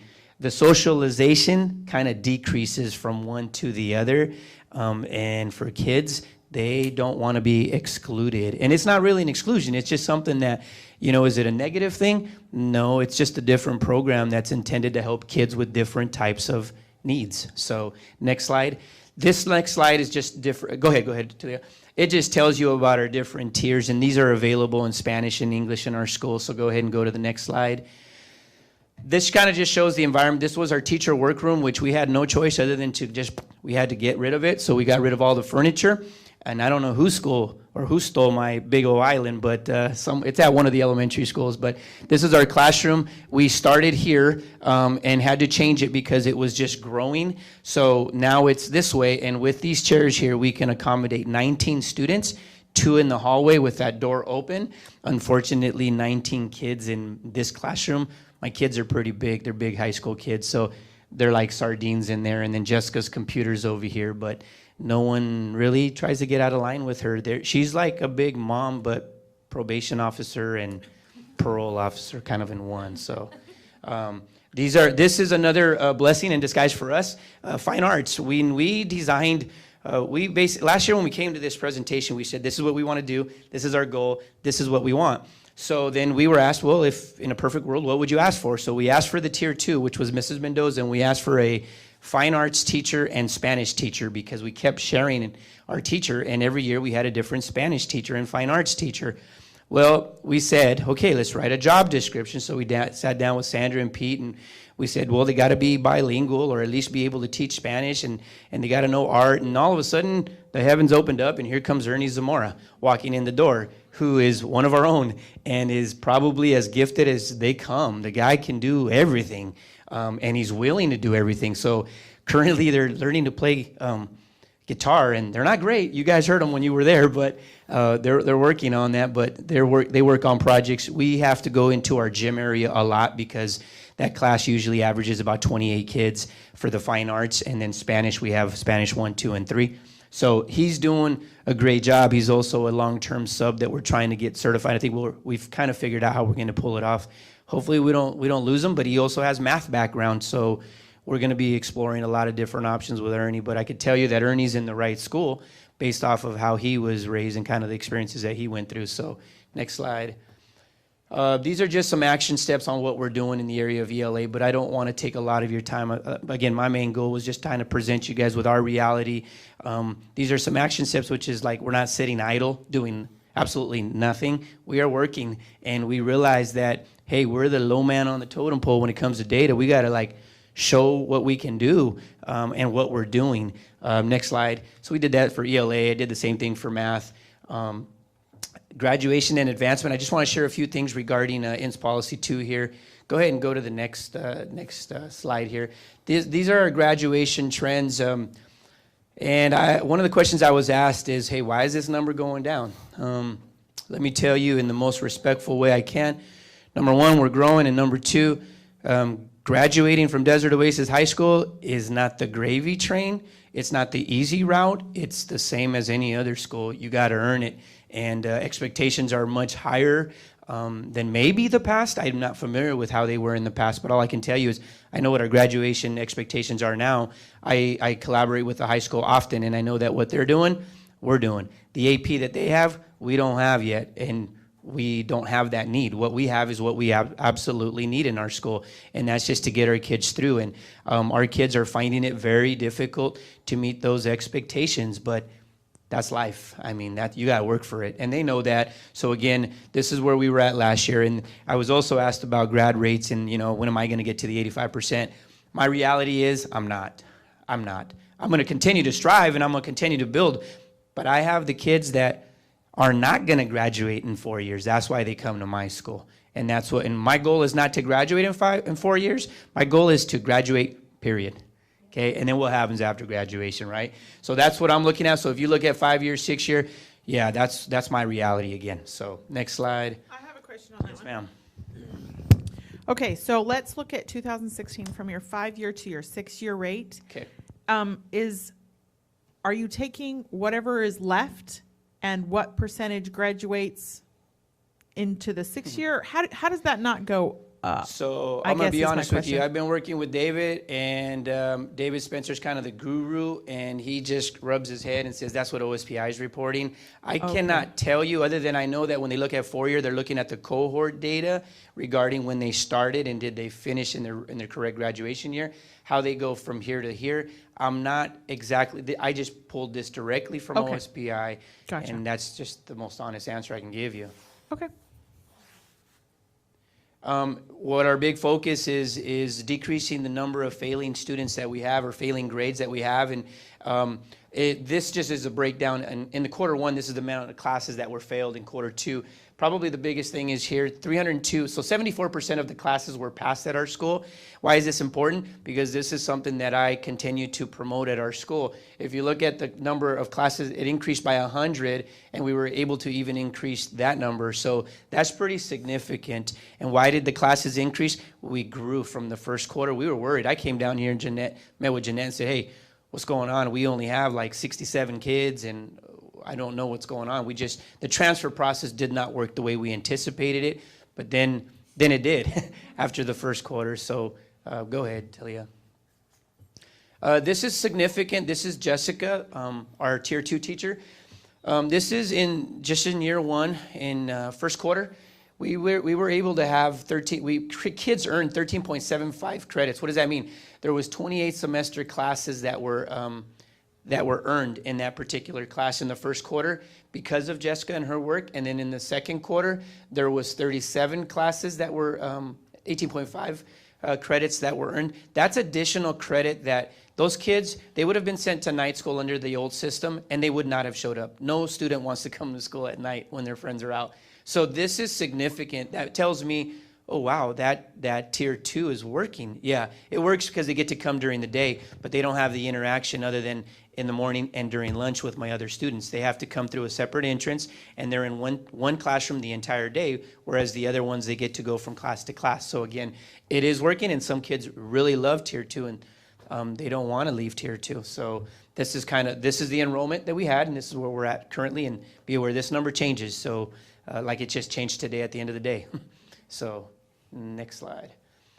All right, again, these are action steps. These are things that we do. This is Jessica's second half of her job is the community truancy boards. That poor lady spends hours and hours and hours and hours doing a lot of the community truancy for the entire district in the second half of her job. But these are some things that we're doing to try to improve our attendance. I think probably the biggest thing is the 8-day policy. We tell students that we expect you to be in class, and if you get to absence number 8, whether it's first period and fifth period at the beginning of the day and right after lunch, that's an issue for us, and there's probably been conversations that have had.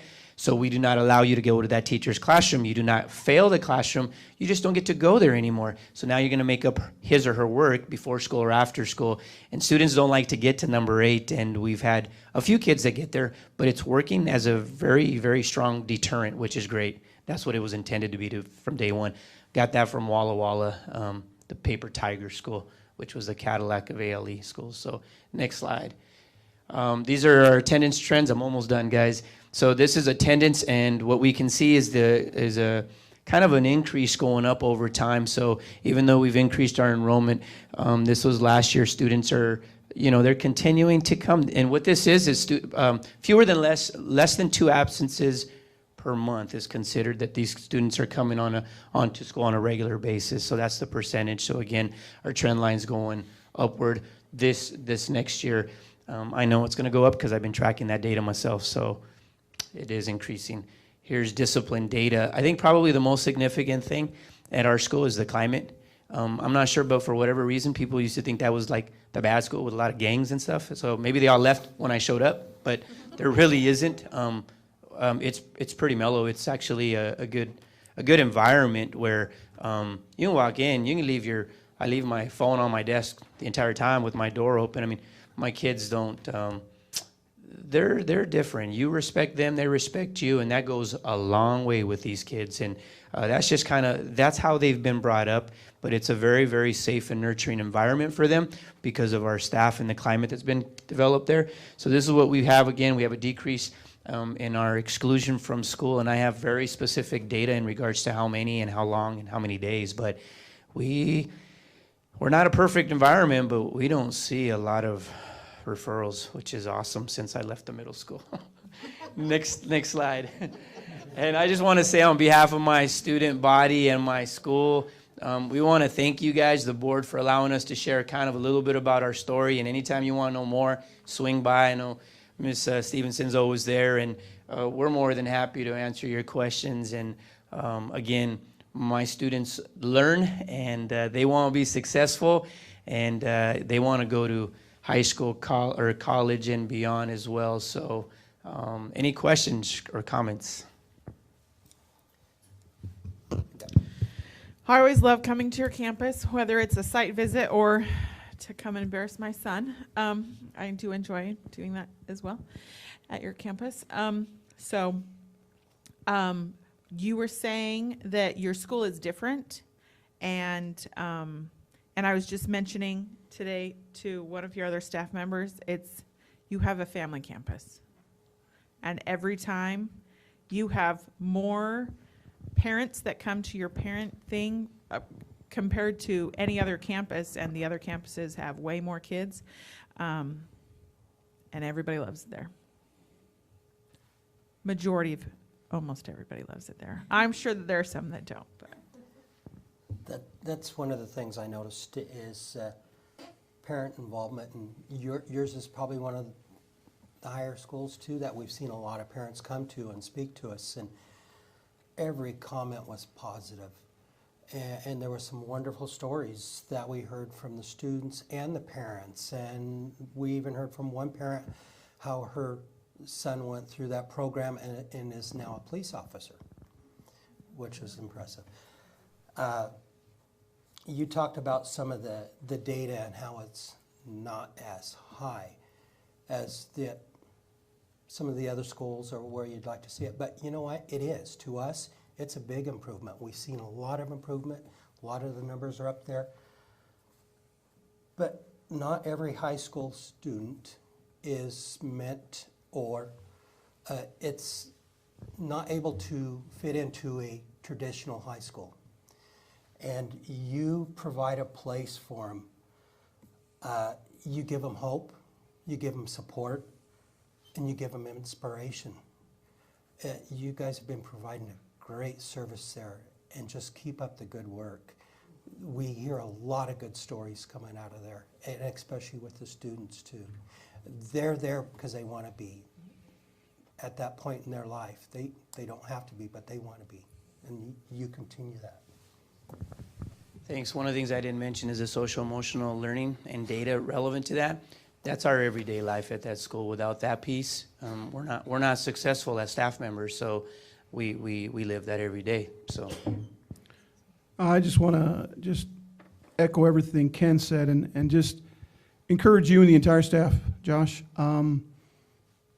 It's hard not to get emotional when we go to your school because some of the stories this time around from the parents, second, third chance school, Young lady, suicidal, done with school, and in a week's time, a total, I mean, you talk about a transformation. This young lady was one of the students that we talked to, and the boldness, the tenacity to share her story, I think, is something that you're instilling. You talked about the right people on the bus. Kudos to you. You have the right people there. Their dedication is palpable. I mean, they love what they do. They're at the right school. And like Ken said, from students to parents to faculty, there's some very emotional stories. And I appreciate your candor with your openness with your data not being what you wanted to be, but the fact that all of you are trying to improve that and doing the best you can with what you got, you're to be commended for it. And I would just encourage you to continue doing what you're doing. Know that you have the support of the board. I believe I speak for all of us, because every visit we go, we see the strides that you guys are making. We hear the kids. There's some stories of kids that have graduated from there that are total successes, and they attribute it to the treatment they received there. The whole family atmosphere thing, you're right. It's like the perception is this bad school and you got to watch your back or whatever, but even some of the roughest looking kids or excuse me, good morning. I mean, you guys are doing the right things, and these kids are at the right place, most of them, and proof of that is when they're able to go back to the high school, they choose not to, and I think it's because of the culture, the things that you guys are doing. So to the entire staff at DOHS, kudos, continue the good work, and look forward to seeing you guys improve on what you're doing. Thank you very much. It was a great visit. Thank you, guys.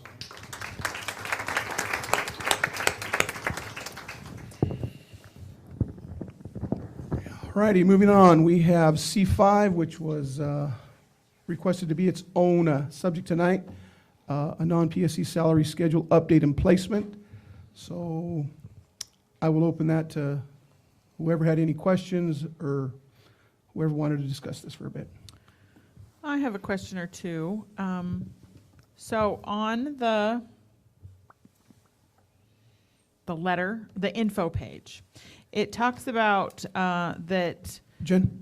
I'm sorry. Can we have Chris explain what this is about? Oh, I'm sorry. Sure, yeah, I'm that's sorry. probably important. Yeah. Yeah, so we actually sent an email to the Board of Directors January 24th, and I shared with you some background context information about where we are in our finance department.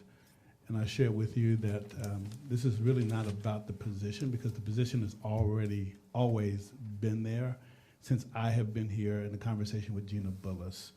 This is really a conversation about the salary matrix, and we put that in there for the board to look at and to recommendation for approval or not. But we wanted to let you know that in the background information I shared with you, that there was a context about where we were years ago, way prior to me coming here, and then where we are now. So we still have 4 individuals that are primarily running that finance department, and we have grown in students and staff by over 1,000, I think, is what I shared. In my conversation with Gina, she informed me that the position has already been built in the budget, so the money is already allocated. When we went through the other business managers as well, we've had that conversation, so it's not a conversation about the position, it's there. The conversation is about the salary. So that's what I think Jeanette's gonna offer a little bit more context and probably explain like what's going on, why do we need that extra individual at this point? So I've been here almost a year now, if you can believe it. Longest and fastest year of my life. And so one of the things I've been just kind of watching and just taking note of and just looking at our processes and where the department's going in the future, where the district as a whole is going in the future, and really looking at, I guess, structure and long-term stability of the department. And one of the big things that we're lacking is the time to cross-train. We have some really important positions within the business office, the payroll position and the accounts payable position, those are functions that even if something were to happen to somebody, you have to keep going. People still want to get paid. I don't know. Anyways, so we really need to put an added focus on that. Aurora was out sick, who's our payroll person. She was out sick for several weeks after being on vacation. And so it put a big light on the fact that we really need to make sure that we're prepared if something were to happen to any one of the staff in that department, probably including myself. And the unfortunate thing is while the staff there really do want to cross-train, and we've talked about it and talked about it and talked about it since I've been here, they don't have the time to do it. We have a lot of things that we manage on a day-to-day. We have a lot of tasks and deadlines, and the train just keeps on rolling. And, you know, we've tried to cross-train, and we've talked about how we're going to implement it and when, and then something else comes up that takes priority and it gets pushed back.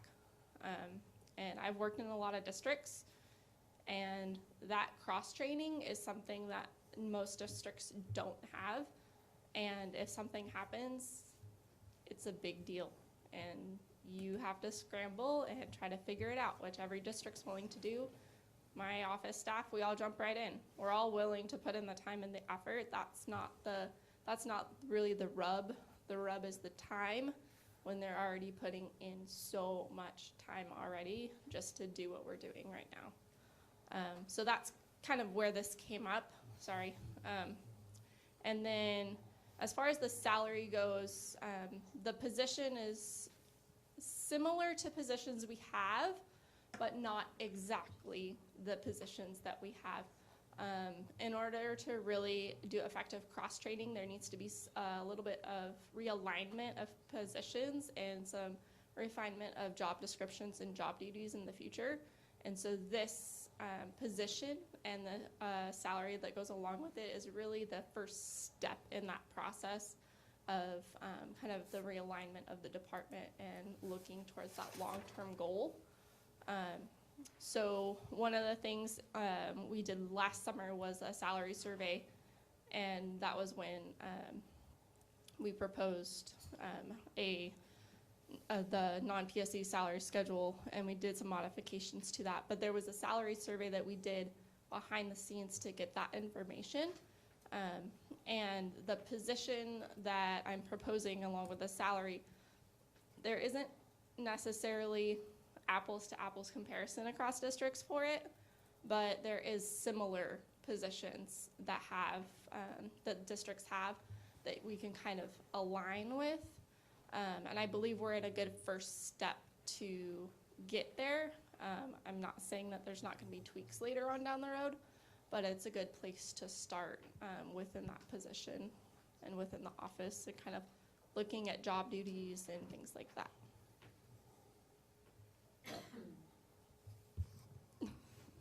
Well, I think one of my things is looking at the criteria. You just have to have a high school equivalency or a GED. You'd like them to have some accounting. What entry-level job starts up at $25 an hour without any experience? I mean, college, we have some college people that have gone to college. They're not making that kind of money. It just seems a little bit bold to have it be so high. You're going to have to train her, he or her, excuse me, the person. So why are we starting so high on something? Mm-hmm. I mean, if you're dedicated and you want a job, you're going to come in. The wages have just gone up to $13.50. You're talking almost double without any kind of education. Yeah, so it is a good point. So I don't believe any of our positions in that office require a degree, if I recall correctly. I think we have it posted, AA in accounting or equivalent work experience, so. Yeah, yeah, and I do agree. It is, you know, it does have that lower job qualification, but I guess for me as a manager, I think that's something that, you know, you post, you're hoping to get somebody with some experience, and those are, you know, the preferred candidates as it's listed. An accounting associate's degree or equivalent experience is what's preferred. And so, you know, Preferred, though, that was the word. yes, preferred. And you don't, you know, you get a candidate pool, right? You don't have to choose from within that candidate pool. There's not a law that requires you to do that. And I've been honest with the girls too, in that office that, you know, depending on who we get, you know, while we would like to hire, I don't want to also do a detriment to them either. So I guess for me, you know, looking at that competitive salary survey that we did, those are the salaries within the school districts that we, you know, compare ourselves to within the different areas that we look at. I believe we use the same districts that we used for Chris's survey and the principals and things like that.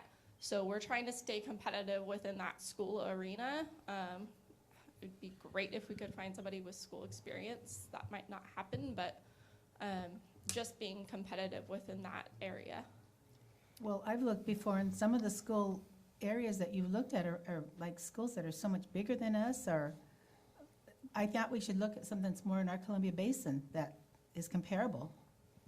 I think the board established the CWAC schools when we were initially looking at salary matrices the last couple of years, so that's what we've been using. That's the criteria that the board has set, and so that's the criteria that we've been using. There was a specific list of why we went to the schools we went to. We went within the same range with high free and reduced lunch, high graduation rates. We wanted some from both sides, but predominantly from over here. So there was very specific criteria when we decided what, and then we said, you know, those are the closest, but we wanted to see what the other side was doing, but we wanted to be more focused here. And something that's in the mid-range for student body from WASDA is anything that's less than 10,000, but more than 2,000. So we looked in the mid-range. So some might be like double than us, but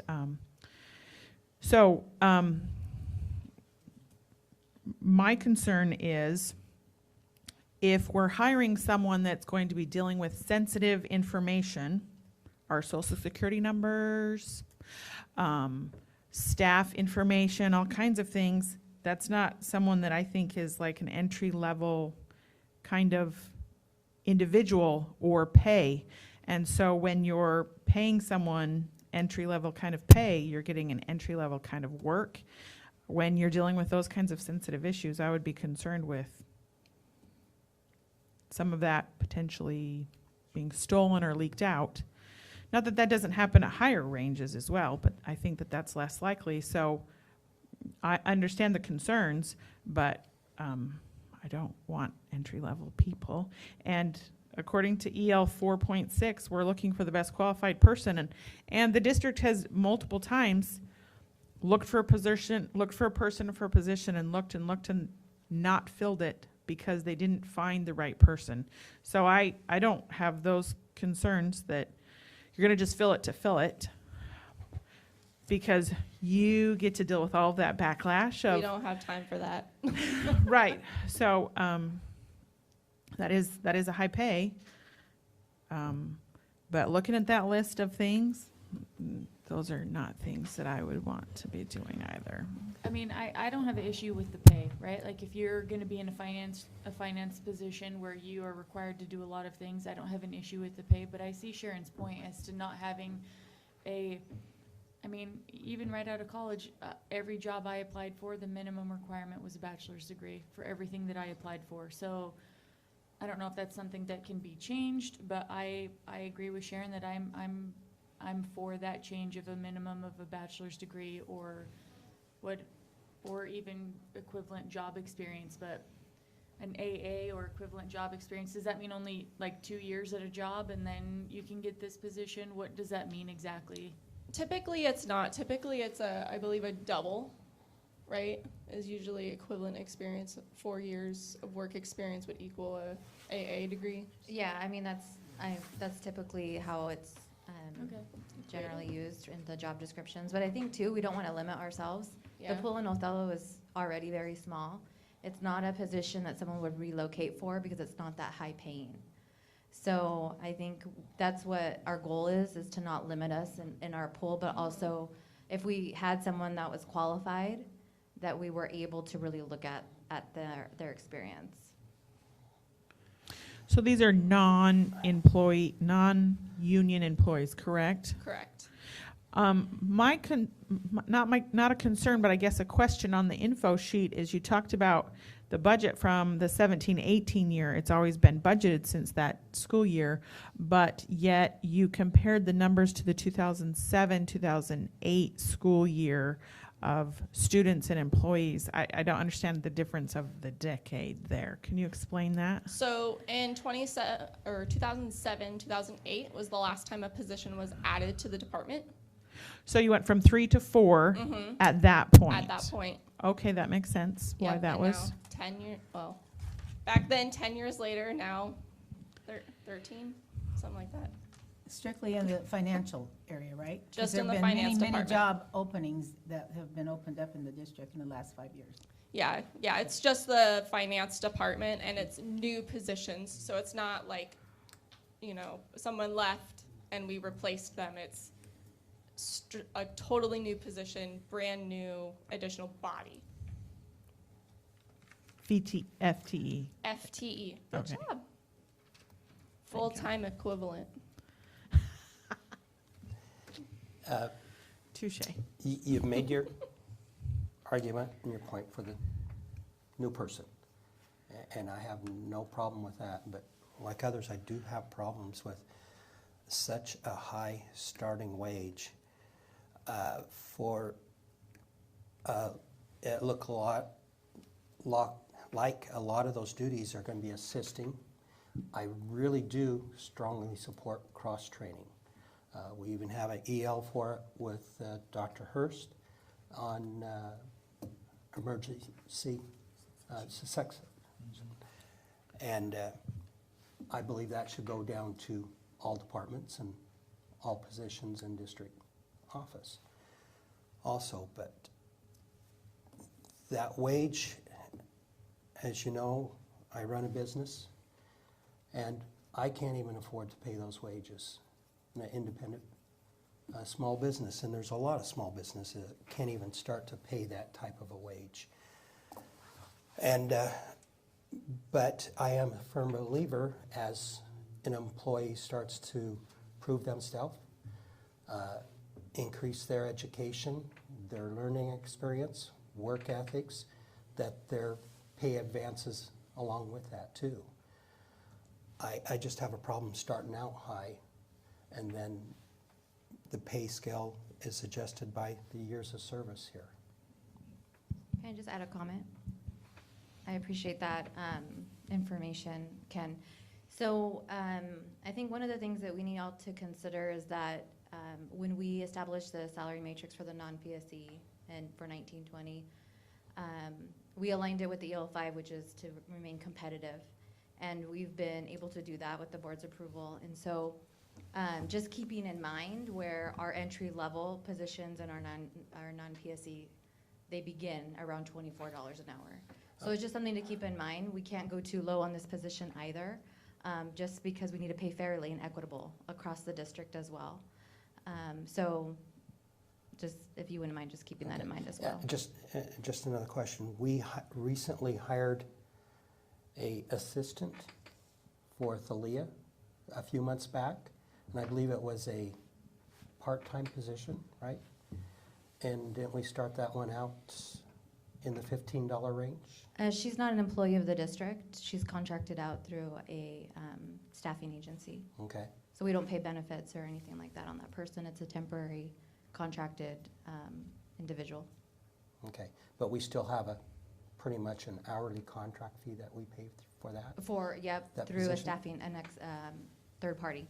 Would you happen to know what that amount is, or could you? We can release get it for you. I don't have it at the top of my head. Well, the but- amount to, if we're using a third party, Mm-hmm. the amount to the individual is drastically different than the amount that Yes. we're paying, Oh, I so agree. that I there's agree. not benefits and such. So that, those two numbers need to be differentiated, I think. I just want to make a few quick comments. I acknowledge the concerns that have been posed tonight. Part of me, there is a part in the back of my mind that would agree with some of this, but at the same time, you get what you pay for. We're asking somebody who may be doing payroll. We know how much our employees love their paychecks, and when it's wrong, you know, how it comes back. We're overworking the 4 people in this department today. We see that there's an excess of $40,000 annually in overtime. I would hate to continue for that load to be on these gals to have to work the overtime. I agree that they got to stay within parameters. The EL states competitive wages. We've given them, prior board, look at these 8 or 10 schools, look at their data, see where they're at, and let's be competitive. Having said that, there's a part of me that perhaps would see if this is even feasible to change this or amend this, maybe for a while to have a BA in accounting. If the pool is 0 or nobody applies, maybe go back to this, trying to find the right person. Whether Sandra said that the pool is small in Othello, I can agree with that, but at the same time, the optics of this are what they are. I have no issue with the salary myself, but I think we need to be very diligent, and I trust that the process is one where it's not going to be somebody off the street that you're going to hire. It's not going to be somebody with a GED that you're going to say, okay, you can use a 10 key, so you're hired. There's a list of at least 14 essential functions on here. And like I said, some of them are dealing specifically with payroll, one of their biggest functions. We've heard our financial audits have been nothing but success. In a tight environment, having to work the hours that they are. So I would hate for us to continue to put the stress on these gals. Having said that, there is a proposal before us. We as a board need to take action. It is our duty to approve this or not, to modify it if we feel it needs modified. So I don't know if there's any more questions for Chris or Jeanette before we turn this discussion to ourselves and decide what we want to do here. Lindsay, I know the BA thing, is that something you would, For me personally, I feel like that's important. I'd like to shoot for the stars. If we can't find somebody that has a bachelor's degree, then maybe we reassess and say, okay, we can go with an associate's. Or if they have 8 years job experience, then I feel like, okay, that gives you a pretty solid foundation.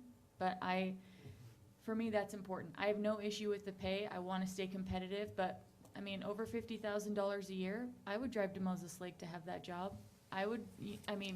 That's competitive wages. It's not like we're saying, move here from Spokane for $13 an hour. It's a good wage, and I would travel for it, or I would move to a community depending on my stage of life. So for me, a bachelor's degree in accounting or something in the field of working with numbers, I think that's important. And then if we can't find people, then we can reassess. But for me personally, that's something I think we should do. And I agree, you get what you pay for. I have no issue with the wages, but the qualifications for me should be a bachelor's degree. That's kind of where I was standing too. I mean, I think the wage is awful high to start out. You can always build up if they've worked a while and they're showing that they're able to, absorb everything and do all of the jobs that you have listed for them. I move that we approve this with the modification of changing it to a bachelor's for the first request, seeing how that goes, and then that could be modified after a period of time. There's been a motion to amend the Assistant Fiscal Coordinator minimum qualifications to a BA in accounting Or BS. or a BS. In a first instance, to try to attract the best person for the job. Is there a second? I second. Okay. There's been a motion by Director Stevenson to amend the minimum qualifications to a BA or BS in accounting. It's been seconded. Any discussion? I would just like to mention that hopefully we're not going to lose a person that has all these qualifications, but not the BA, and we miss out on them. But that's the beauty of this board. So all in favor of amending the minimum qualifications for this position, aye? Aye. Aye. Any opposed? Motion carries 5-0. So Chris, there is the directive on the position.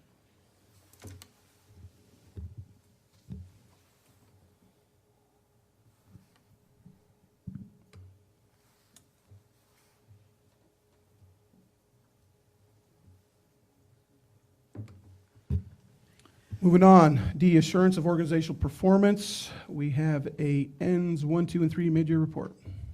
Before we go to that, could we have like a short recess or maybe head, shoulders, knees, and toes or something? Bathroom break. Okay, we will recess for 3 minutes. Sure. So we'll come back at 9:08.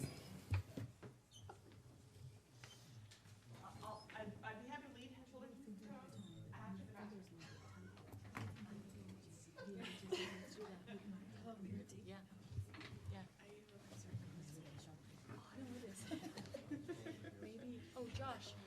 Josh.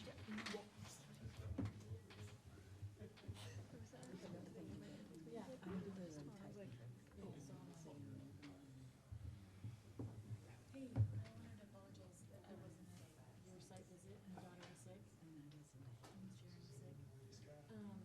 We were hoping we could come and do a site visit maybe the beginning of March. Would that work?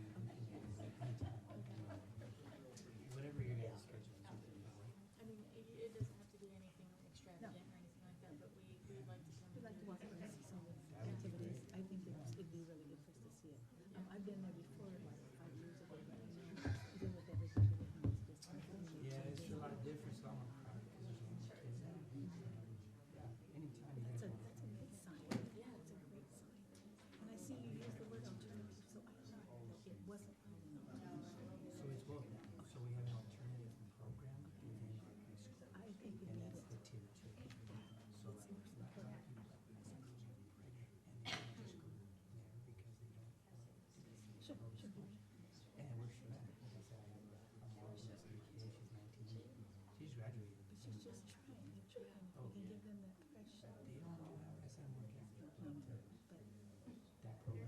kids into it. So if we didn't have that program prior to this, so this year. I think it was great. The presentation was great. Okay, okay. We'll call and come together. Is your dad Pete Maples? Yes. You tell Josh Tovar said I went to school. Yeah. I saw Maples, I'm like, there's not a lot of Maples. Is it like Petey, did he go by Petey Your Maples or mom. something? You look like your mom. I don't remember her name, but you look just like your mom. I do. We're like a mirror of each other. Yeah, you're taller than her. Just, oh, I'm so close. I'm so close. Where is your dad? He's up in Moses right now. I had planned on emailing you because I want to go see DOHS for myself. So what grade are you in? I'm a junior right now. Yeah, whenever you want. I know she emails me and Yeah. I gave her a report last time, but she was like, it's not the same. So, yeah, anytime you want to come by. I would love to. Absolutely. Thank you so Yeah, much. you're welcome. Thanks, guys. Thanks, Josh.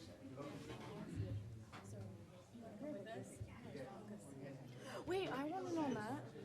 Both of us are like, I want to go. When Sharon and I go, we'll invite you to come visit. Thank you. Is there more water? Is there more, And chocolate. is there more water? We're gonna go to executive session. That's the way I- Thank you. All right.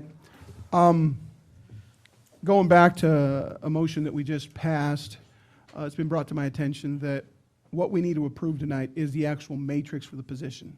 Oh. So I need a motion to approve the salary matrix for the position. I move we approve the salary matrix for the fiscal coordinator assistant. Is that right? Close enough? Mhm. Great. Can I- All right.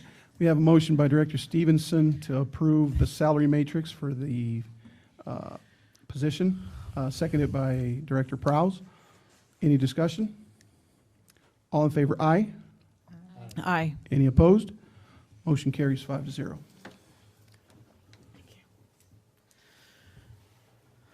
Okay. Moving on, mid-year report ends 1, 2, and 3.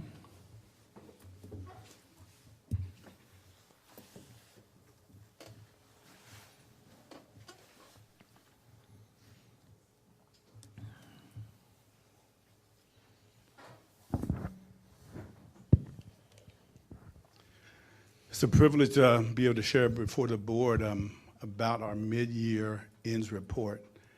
If you can go to the next slide, Talia. One of the things I want to share with you, if we remember back last year, we are here with different indicators and metrics because at the end of last year, when we did the end of the year review, it was very obvious from the board and from us as well that we really couldn't tell our story. So one of the things we said leaving at the end of last year is that we would go back, we would go through a process with the administrators and with some of the teaching staff as well, and we would develop additional indicators because what we shared is there's some great work that's happening across our district. And I think one of the things that the board shared and that we saw as well is that the information that we were able to provide for you at that time at the end of the year was not indicative of the great things that it's happening. So this has been a process with our administrators, our leaders, and our teaching staff, or some of our teaching staff, where we worked through the summer and part at the beginning of this year, and we developed some new indicators. So when we say indicators, it's just an area of focus that we're looking at. So we actually presented this to the board November the 12th. If you remember that, we had a document that had ends 1, ends 2, and ends 3. The indicator for ends 1 would be like kindergarten readiness. So that's an area of focus. So we said we're going to share this with the board as an indicator, and we're going to set a metric or a goal. So when we say metric, we're just talking about a numerical value, which you can just say it's a goal. So in this case, we said kinder readiness. We want 98% of our kinders to be ready for kindergarten. At the very top, when you look up here, you see the word, the letters MY. That just stands for mid-year. So what you're going to see right now is data, information that we can present to you mid-year right now. On the next slide, in a second, you're going to see something that says end of the year. So we can't present that now because, like the Smarter Balance Assessment, we haven't done that yet. So there's certain things we haven't done, so we can't present that for right now. So that's what the MY stands for. Our metrics are end of the year.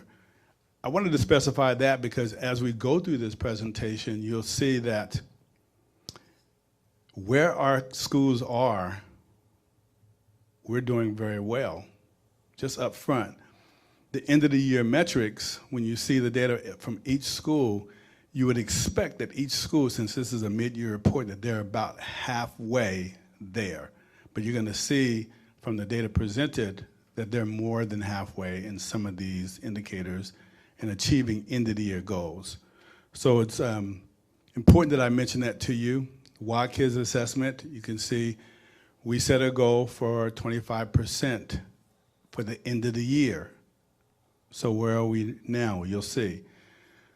STAR Math, STAR Reading growth, which is really about growth. Where are we? We set those goals, 58 and 59%. For PSAT, we said we wanted across the district 119. Again, that's an end of the year goal. Academic acceleration, when we talk about academic acceleration, we're talking about those are in AP courses and those that are in dual credit courses. So we said 490 students. PBL, which is project-based learning, we've talked about that, we all know what that is, learning by doing. We set a participation rate of 50%. So again, remember that's an end of the year goal. So where should we be about right now, mid-year? About 25%. Social emotional learning, or SEL participation, we set an end of the year goal of 100%. 4-year grad rate, 81%. And you don't see 5-year grad rate because 5-year grad rate information is not out yet. It won't be out to the end of the year, so we can't report on that right now. High school and beyond plan, we said for our 8th graders, we want 80%. And for our 12th graders, or all the way up through 12th grade, we said 100%. And again, those are our plans. It consists of our 4-year plans. Our students also looking at career interest inventories and also planning beyond high school as well. For our finance course, we set an end of the year goal for 77%. Something new for us, we said we wanted to look at the credits in middle school. So those students that are taking algebra, geometry, and Spanish. So those credits that are going to give them credit in the high school. So high school credits in middle school, that's baseline. We did not do that last year. PE enrollment from 7th grade through 12th grade, we said 1,294 students.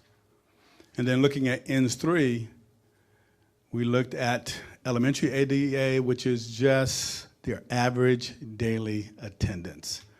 So you can look at it like this. There's 180 days in the school year. So if we have students that are absent 10% of the time, that's 18 days absent, or 90%. So 95% would be 9 days absent on an average. So we set a goal with our students missing about 7 days is what that is, 96% and 96.1, and a little bit more for high school, particularly because in high school we have a lot of different issues, especially if you consider what Josh said about what's happening with attendance at DOHS.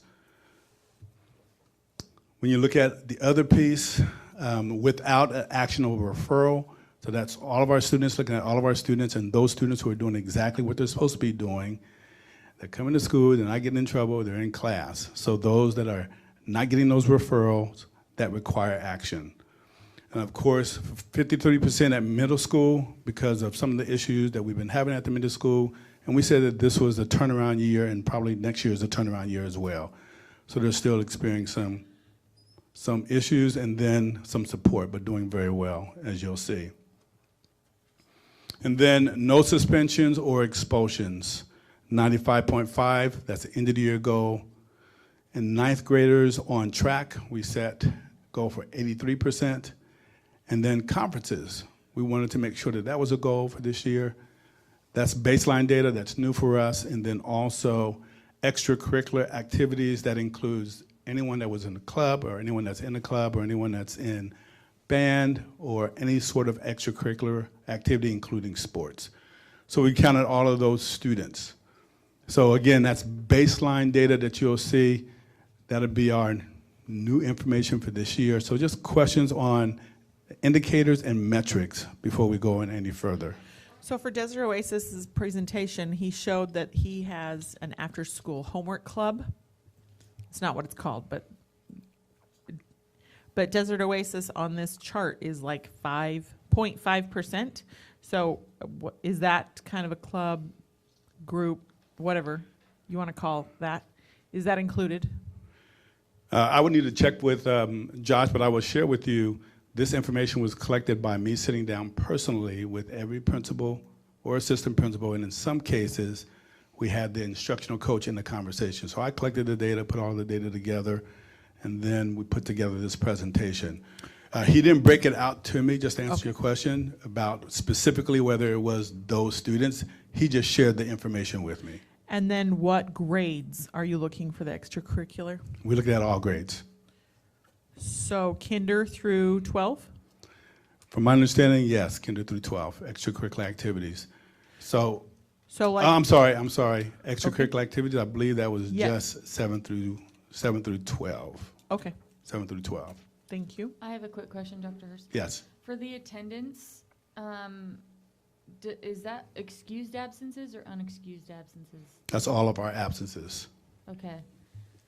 So even if kids get the flu and miss a week of school? Yes. Okay. And I've had that conversation with even our previous board, because we really want our kids to be present regardless. So an absence is an absence, whether it's excused or not excused. Okay. Next slide. So this is the difference between that slide and this slide here. This is what you will not see in this report because we don't have that information yet. But you will see that at the end of the year report that we give in May. So SBA or Smarter Balance Assessment, we just don't have that information yet. Classroom-based assessments are end of the year as well. Now, where it says meeting PBL standard, that's a little bit different than participation. So now we're looking at how many of those students that are getting those PBL lessons are now meeting that rubric or that standard. So that's something new for us. So we don't have that for us yet. That'll be end of the year. And then also career technical education or CTE completers. Those are those who have completed a certain number of hours. I believe that's 360 hours of certain courses, and we're counting those students. And we have a goal, end of the year goal for 162. Again, you won't see that until the end of the year because that's the end of the year metric. And then, as I said, 5-year grad rate, that is information we just don't have yet, so you don't see that until the end of the year. So next slide. And I tie everything to the ends, so you see that we went over the ends, but you always will see this because really the vision or the work that we're doing is tied to the ends. So when you look at some of the ends, it deals specifically with developing skills. So that's what we're doing. And how are we doing that? Through some of the learning opportunities that we're providing for our students on the right-hand side. Design thinking, project or problem-based learning, maker spaces, those sorts of things. Next slide. So starting with Hiawatha, so just want to point out to you first, the very top, the gray is always the goal or the metric that I shared with you at the very beginning at the first slide.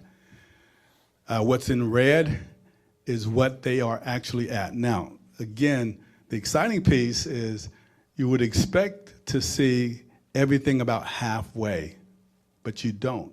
You actually see schools that are meeting end of the year goals. So one of the quick ways to look at this is see where the red is. And if the red is over the gray, then you know they're doing a great job.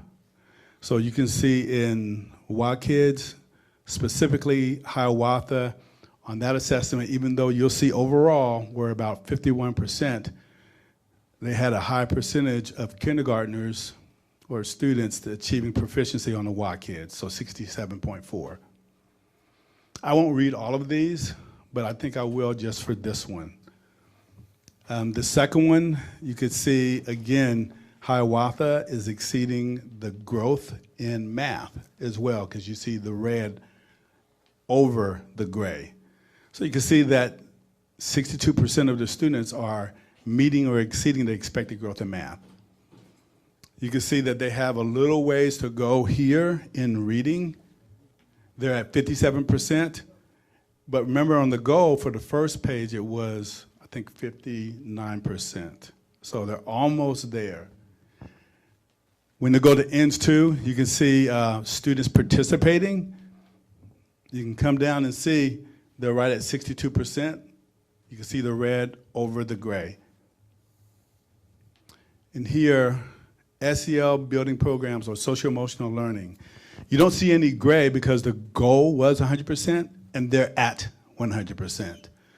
So again, you would expect to see them right about here because it's mid-year. And again, I always want to point that out to the board so you can see the school is doing very well. INS 3, their average daily attendance, they're right at 96.7, so they're exceeding the end of the year goal. Here as well, it says percent of scholars without an actionable referral, they're exceeding this goal as well. They're at 95.8. Dr. Hurst? Yes. Can I get you to define actionable referral? Yeah, so think of a student that comes up to the office on a referral, so they got in trouble, and they had a referral, and then that administrator is going to assign an action or a consequence. So those are students that have a referral that required action. So then you take the total number of students that you have, these are all the rest of the students that don't have a referral that required action. So students without an actionable referral are all those students that are doing exactly what they're supposed to be doing. They're coming to school, they're learning, they're not getting in trouble, they're not getting a referral that requires action at the office. Does that clarify? Yes. Thank you. And then we have percent of scholars without suspension or expulsion. You can see Hiawatha has even exceeded that. They're at 98%. And then you see scholars attending conferences. Now, you don't see any gray there because this is a new metric, so there's no gray. But they're at 92% of their students that was attending conferences. So I wanted to go into detail just for that first one. The next ones will be pretty quickly, done pretty quickly. Go to the next one. So now that you have the feel of it, what I think I'll point to is just where Ludwikaga is. So you can see they're exceeding in WA kids, math, reading, project-based learning, participation. And again, they should be right about here, but they're all the way over here. You can see SEL participation, that's an end of the year goal. You can see in attendance, attendance is the one area for Ludwikaga where they are going to focus on, but you can see they're right there. They're close. And then you can see here for students without an actionable referral, students doing well, exceeding here as well, number of students, percent of students without a suspension or expulsion, 99.2%. And their students attending conferences, 97%. Next slide.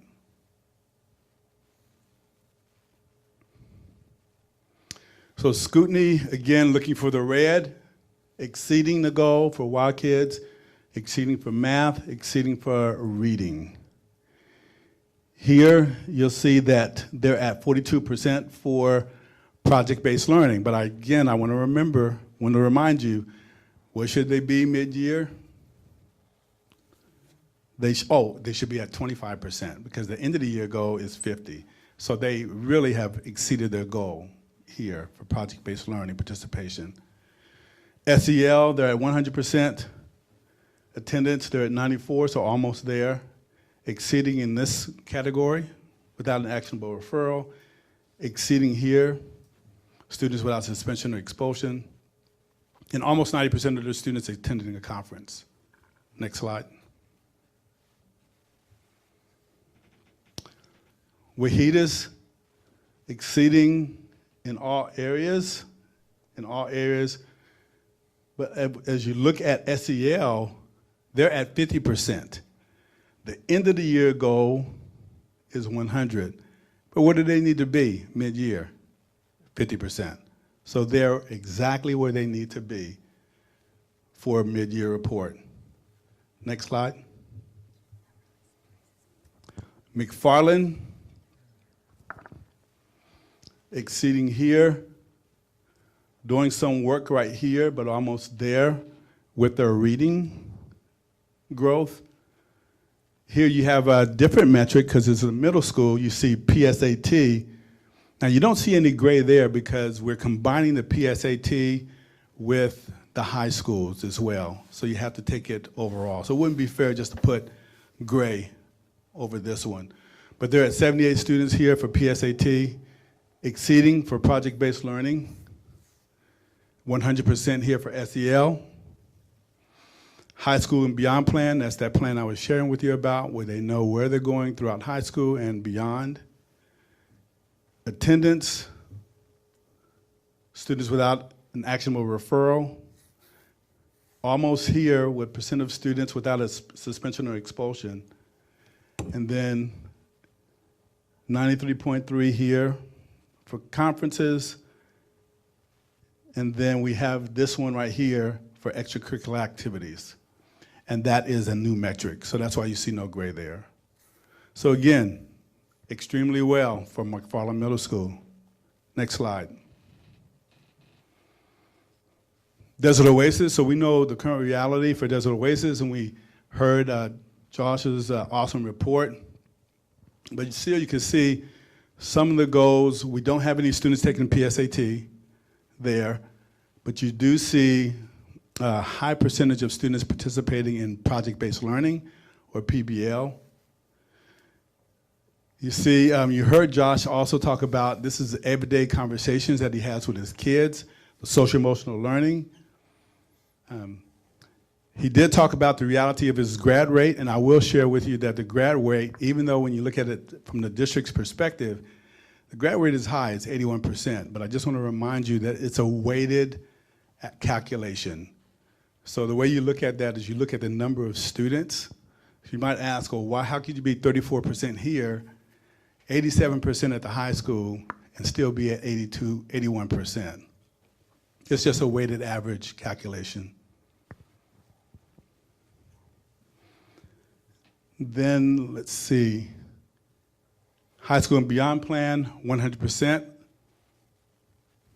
Finance course, not there yet, 55%. But here you see the end of the year goal. For Desert Oasis also, that's the work that him and I have always talked about, is the attendance. And how does he get his kids to attend? But he's making progress, 83.5% this year, and looking at the end of the year goal. You heard him say there's not a lot of referrals there, and that bears out right here, exceeding his goal for students without an actionable referral. He's right about here where his goal is for students without a suspension or expulsion. Ninth graders, a percent of ninth graders on track. So he talked about, he just got ninth graders this time around, this quarter. Those are students who are credit deficient. They're not on track right now. So that's why you see no red there. But that's his reality. Percent of scholars attending conferences, 82%. And then a small percentage of students that are participating in extracurricular activities. In my conversation with Josh, he did mention that a lot of his students aren't involved in activities because they're credit deficient, because of their grades. So that's just his reality. Next slide.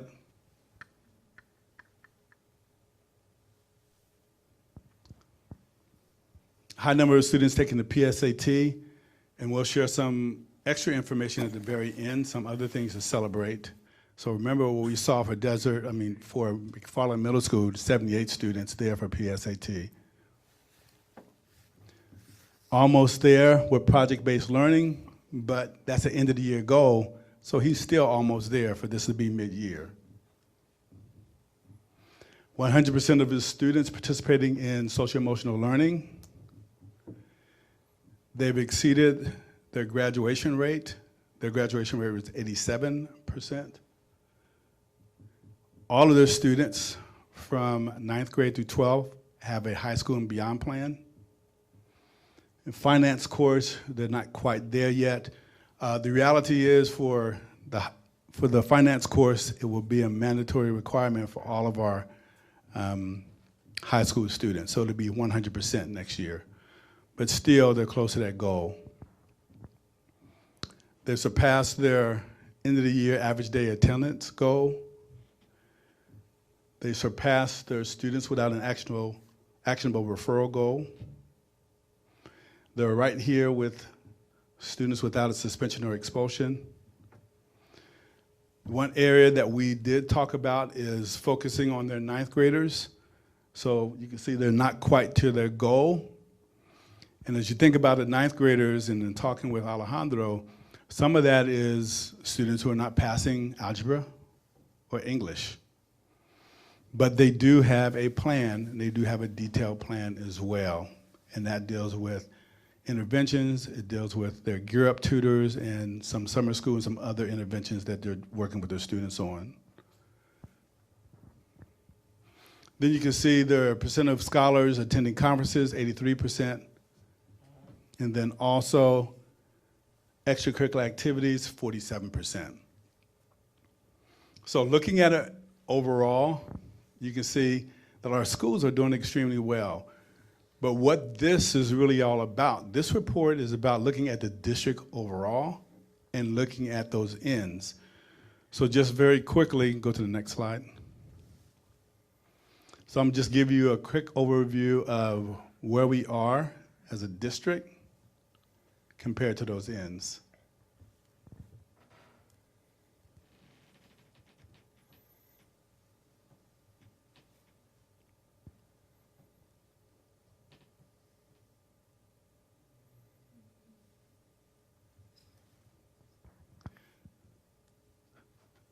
So I think there's a slide missing. But one of the things I'll share with you, you can see right here, obviously with the PSAT, here was our end of the year goal. And here's where we are mid-year. So an outstanding job. Go to the next one.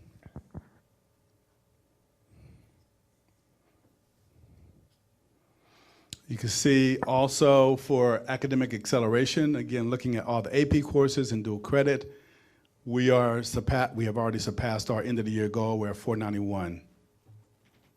Next slide. So I don't see the rest of ends 1, but I think you could probably see it on your presentation, and you can see the positive growth and where we are in ends 1. For ends 2, you can see this is a new metric. So this would be our baseline for this year, 173 high school credits earned in middle school. Not quite there, but this is where we are mid-year for PE enrollment. And can you move that up just a little bit? And you can see across the board, the exception of SEL, or social emotional learning, we're right there, but that's an end of the year goal, and we should really be a little bit below. And then the finance course as well. So great work across the entire district for our ends 2 and ends 1 goal. Go to the next slide. The same thing, no different. This is district data. If you look at ADA, or average daily attendance across the board, you can see we are either at our goal or have exceeded all of our goals across the board. And then here, you can see the conferences and extracurricular activities are new baseline data. So what we thought we'd do is just wrap it up by just sharing with you, here are our celebrations. I won't read everything, but I'll share with you our kindergarten readiness. That was in ends 1. You didn't see that. But they are at, I think, 65%, and the end of the year goal was 98.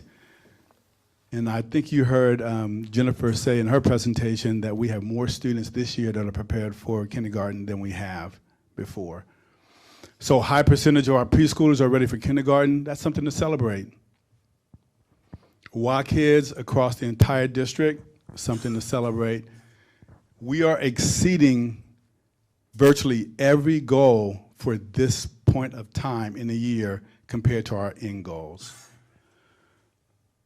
Social emotional learning, we're exceeding.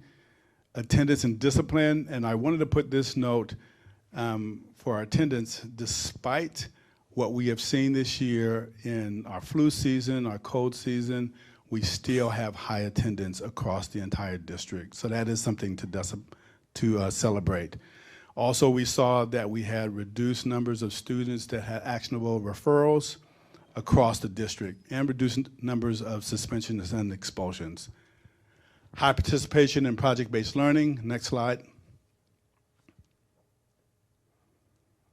We already talked about attendance. Exceeding in PSAT. Four-year grad rate, we're exceeding as well.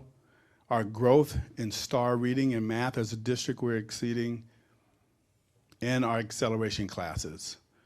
And leaving you with this, understanding that there's a lot that's happening very well across our district. There's still some areas that we know that we want to improve upon. Go to the last slide. So our principals still know and they understand that there's still students that are not meeting the standard, that we still need to close the gap.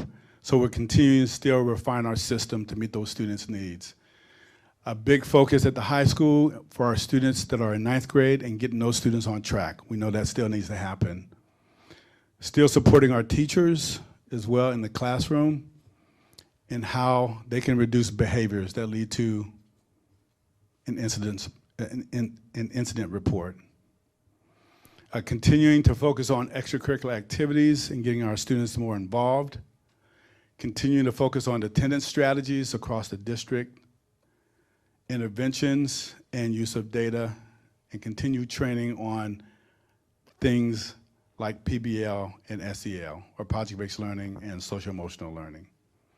So I know that was a little bit lengthy, but we wanted to share with you that we are excited about what our students, and this is about our students, we're excited about what our students are doing, and we do have a lot to celebrate. And we wanted to take the time to just share in detail with you what's happening across the district. You have any questions?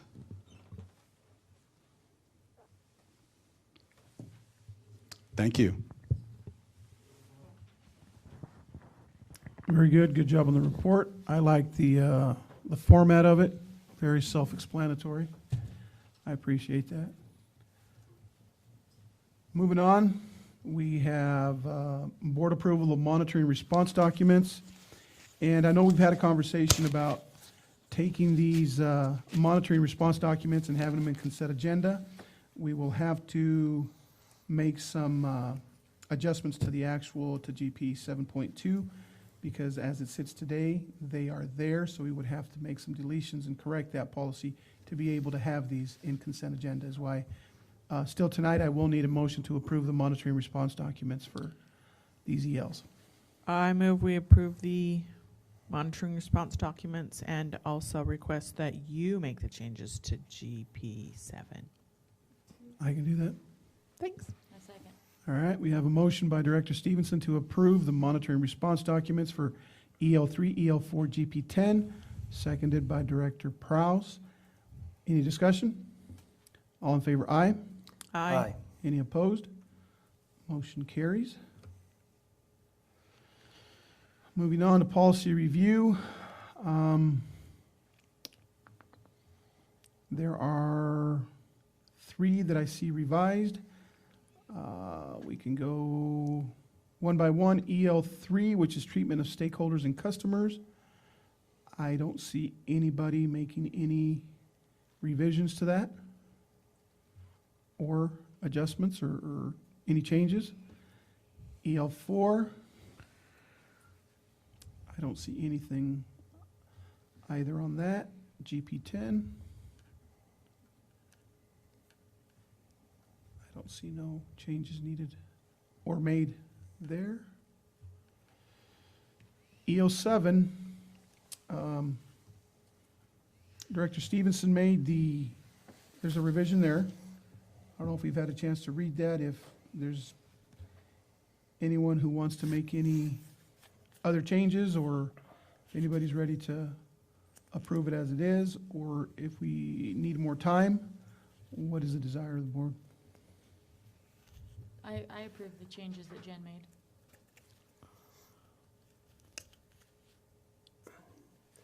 I know I said I was going to go back and take a look at, but I have not had a chance to take a look at that. I don't know if I'm just quite ready for all this. I know the need for it, but some of it I see as possibly too restricting. So Jen, have you had an opportunity to talk to either Chris or Greg on your vision of what this report looks like? Because I think it would entail at least Greg on here. as our I have had some facility. conversations and then some emails back and forth with Greg about some of the things. There were some views that he had, and then he was the one that suggested. Did we change it to lifespan? Right? There was a life cycle. Says There was a better lifespan. wording thing, but Okay, I'm with Ken. I'm not ready to, I'd like to do a deeper dive into this. I'd like to have a conversation with Greg myself, see if he understands this, and with Chris as well. So are we okay with tabling this and trying to refine this? Sure. Okay? yes, and it's not up for review, I think, for a couple more months. Yep. Yep. BSR 3. I know Ken and I had a discussion about the striking of the last sentence, and also here, I am not ready to approve this. I would like to either delete the striking altogether or come up with different verbiage that would, you're referring to the last sentence last only, sentence. correct? yes. Right. Because I think we've all agreed. The On the Annies we're Annies, great with, yes.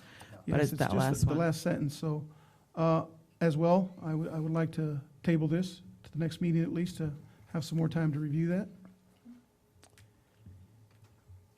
GP 7.2, I made these changes because they say, see explanation below, and there is no explanation below. I think it was copied and pasted from when GP 7 and 7.2 were all modified, so I just wanted it to refer back to GP 7.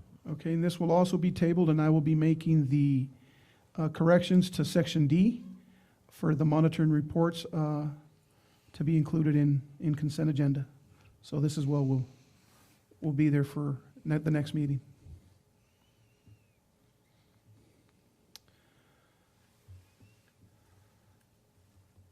So Moving on. because we're not doing anything to EL3, EL4, and GP 10, and there's no revisions, they just go off, correct? Yes. Okay. Good observation, Jen. That concludes our meeting tonight. We will go into an executive session for about 40 minutes to consider the selection of a site or the acquisition of real estate by lease or purchase. But I don't think it concludes our meeting. I don't know what the right word is. You just said, we're not done. There's more stuff after. We will take a recess, There we and go. we will go into executive session for 40 minutes to consider the selection of a site or the acquisition of real estate by lease or purchase. Action will be taken after the executive session. We will begin the executive session at 9:50. Thank you, everyone who's here tonight, and we are adjourned into the executive session. We will go into the executive session now.